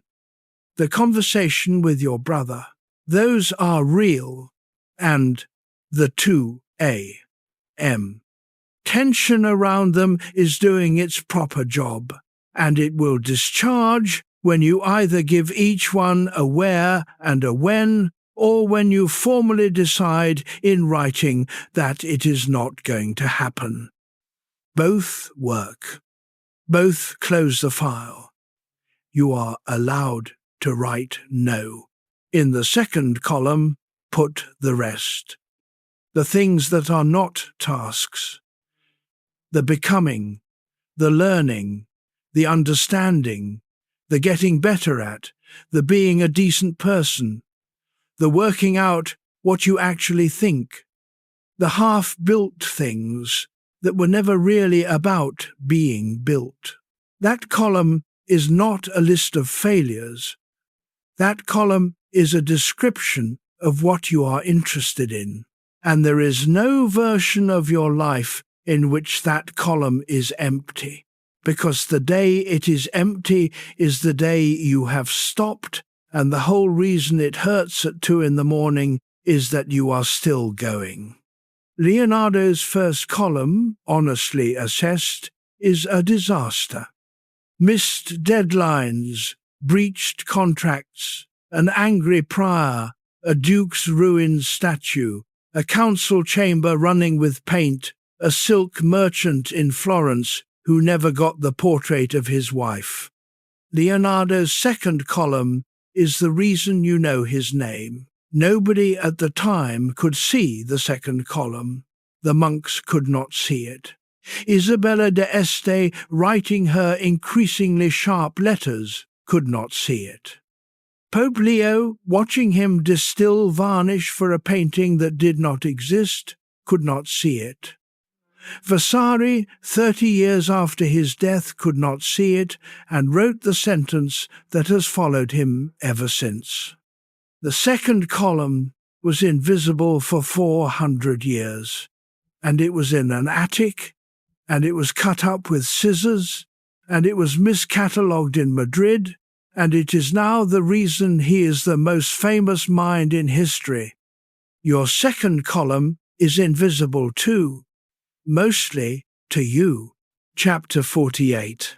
The work that was never the point. We are nearly at the end, and the room is quiet, and there is not much left to say. I want to give you 3 things and then let you go. The first is the smallest and the most useful. The list that arrives at 2 a.m. is an index, not a verdict. It is the sensation of a working memory system, holding open the files on your intentions so that you can act on them when you are able. It is a functioning mechanism doing its job at an hour when you cannot use it. It will read completely differently in daylight, and you can wait for daylight.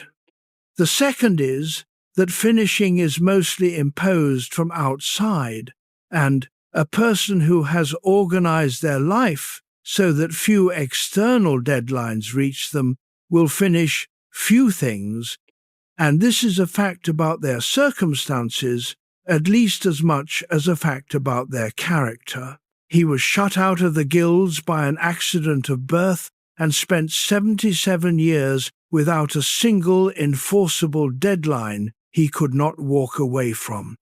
If you work alone, or think alone, or make things nobody is waiting for, you are in his position, and you should judge yourself by his conditions and not by the conditions of a man with a manager.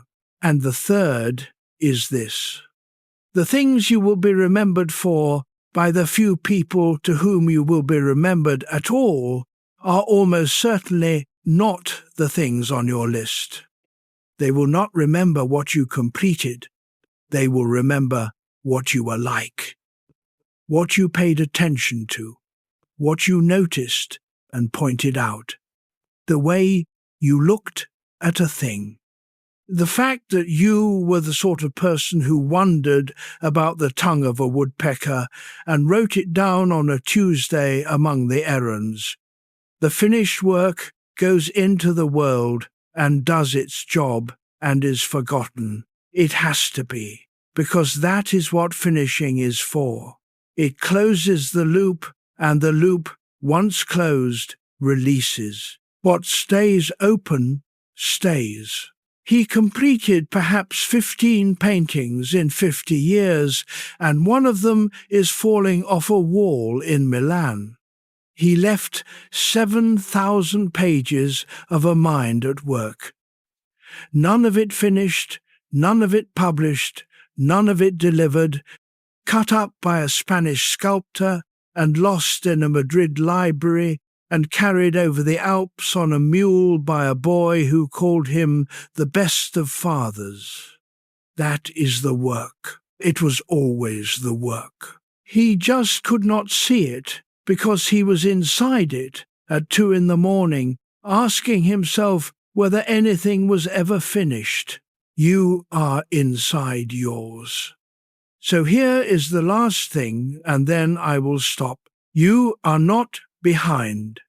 There is no schedule. The list in the drawer was compiled by a system that cannot tell the difference between a task and a direction. At an hour when you have no way to check its arithmetic, and it has been reading you the wrong column for years. The open things are not your debts. They are your subjects. Let them stay open tonight. They will keep. They kept for him for 500 years, and they were the only thing that did. The house is quiet. The list can close the drawer now. Nothing on it is due tonight, and nothing on it will be lost. And the man who could not finish anything is the reason we know what a human mind can do. Rest. There is nothing to complete before morning. Sleep now.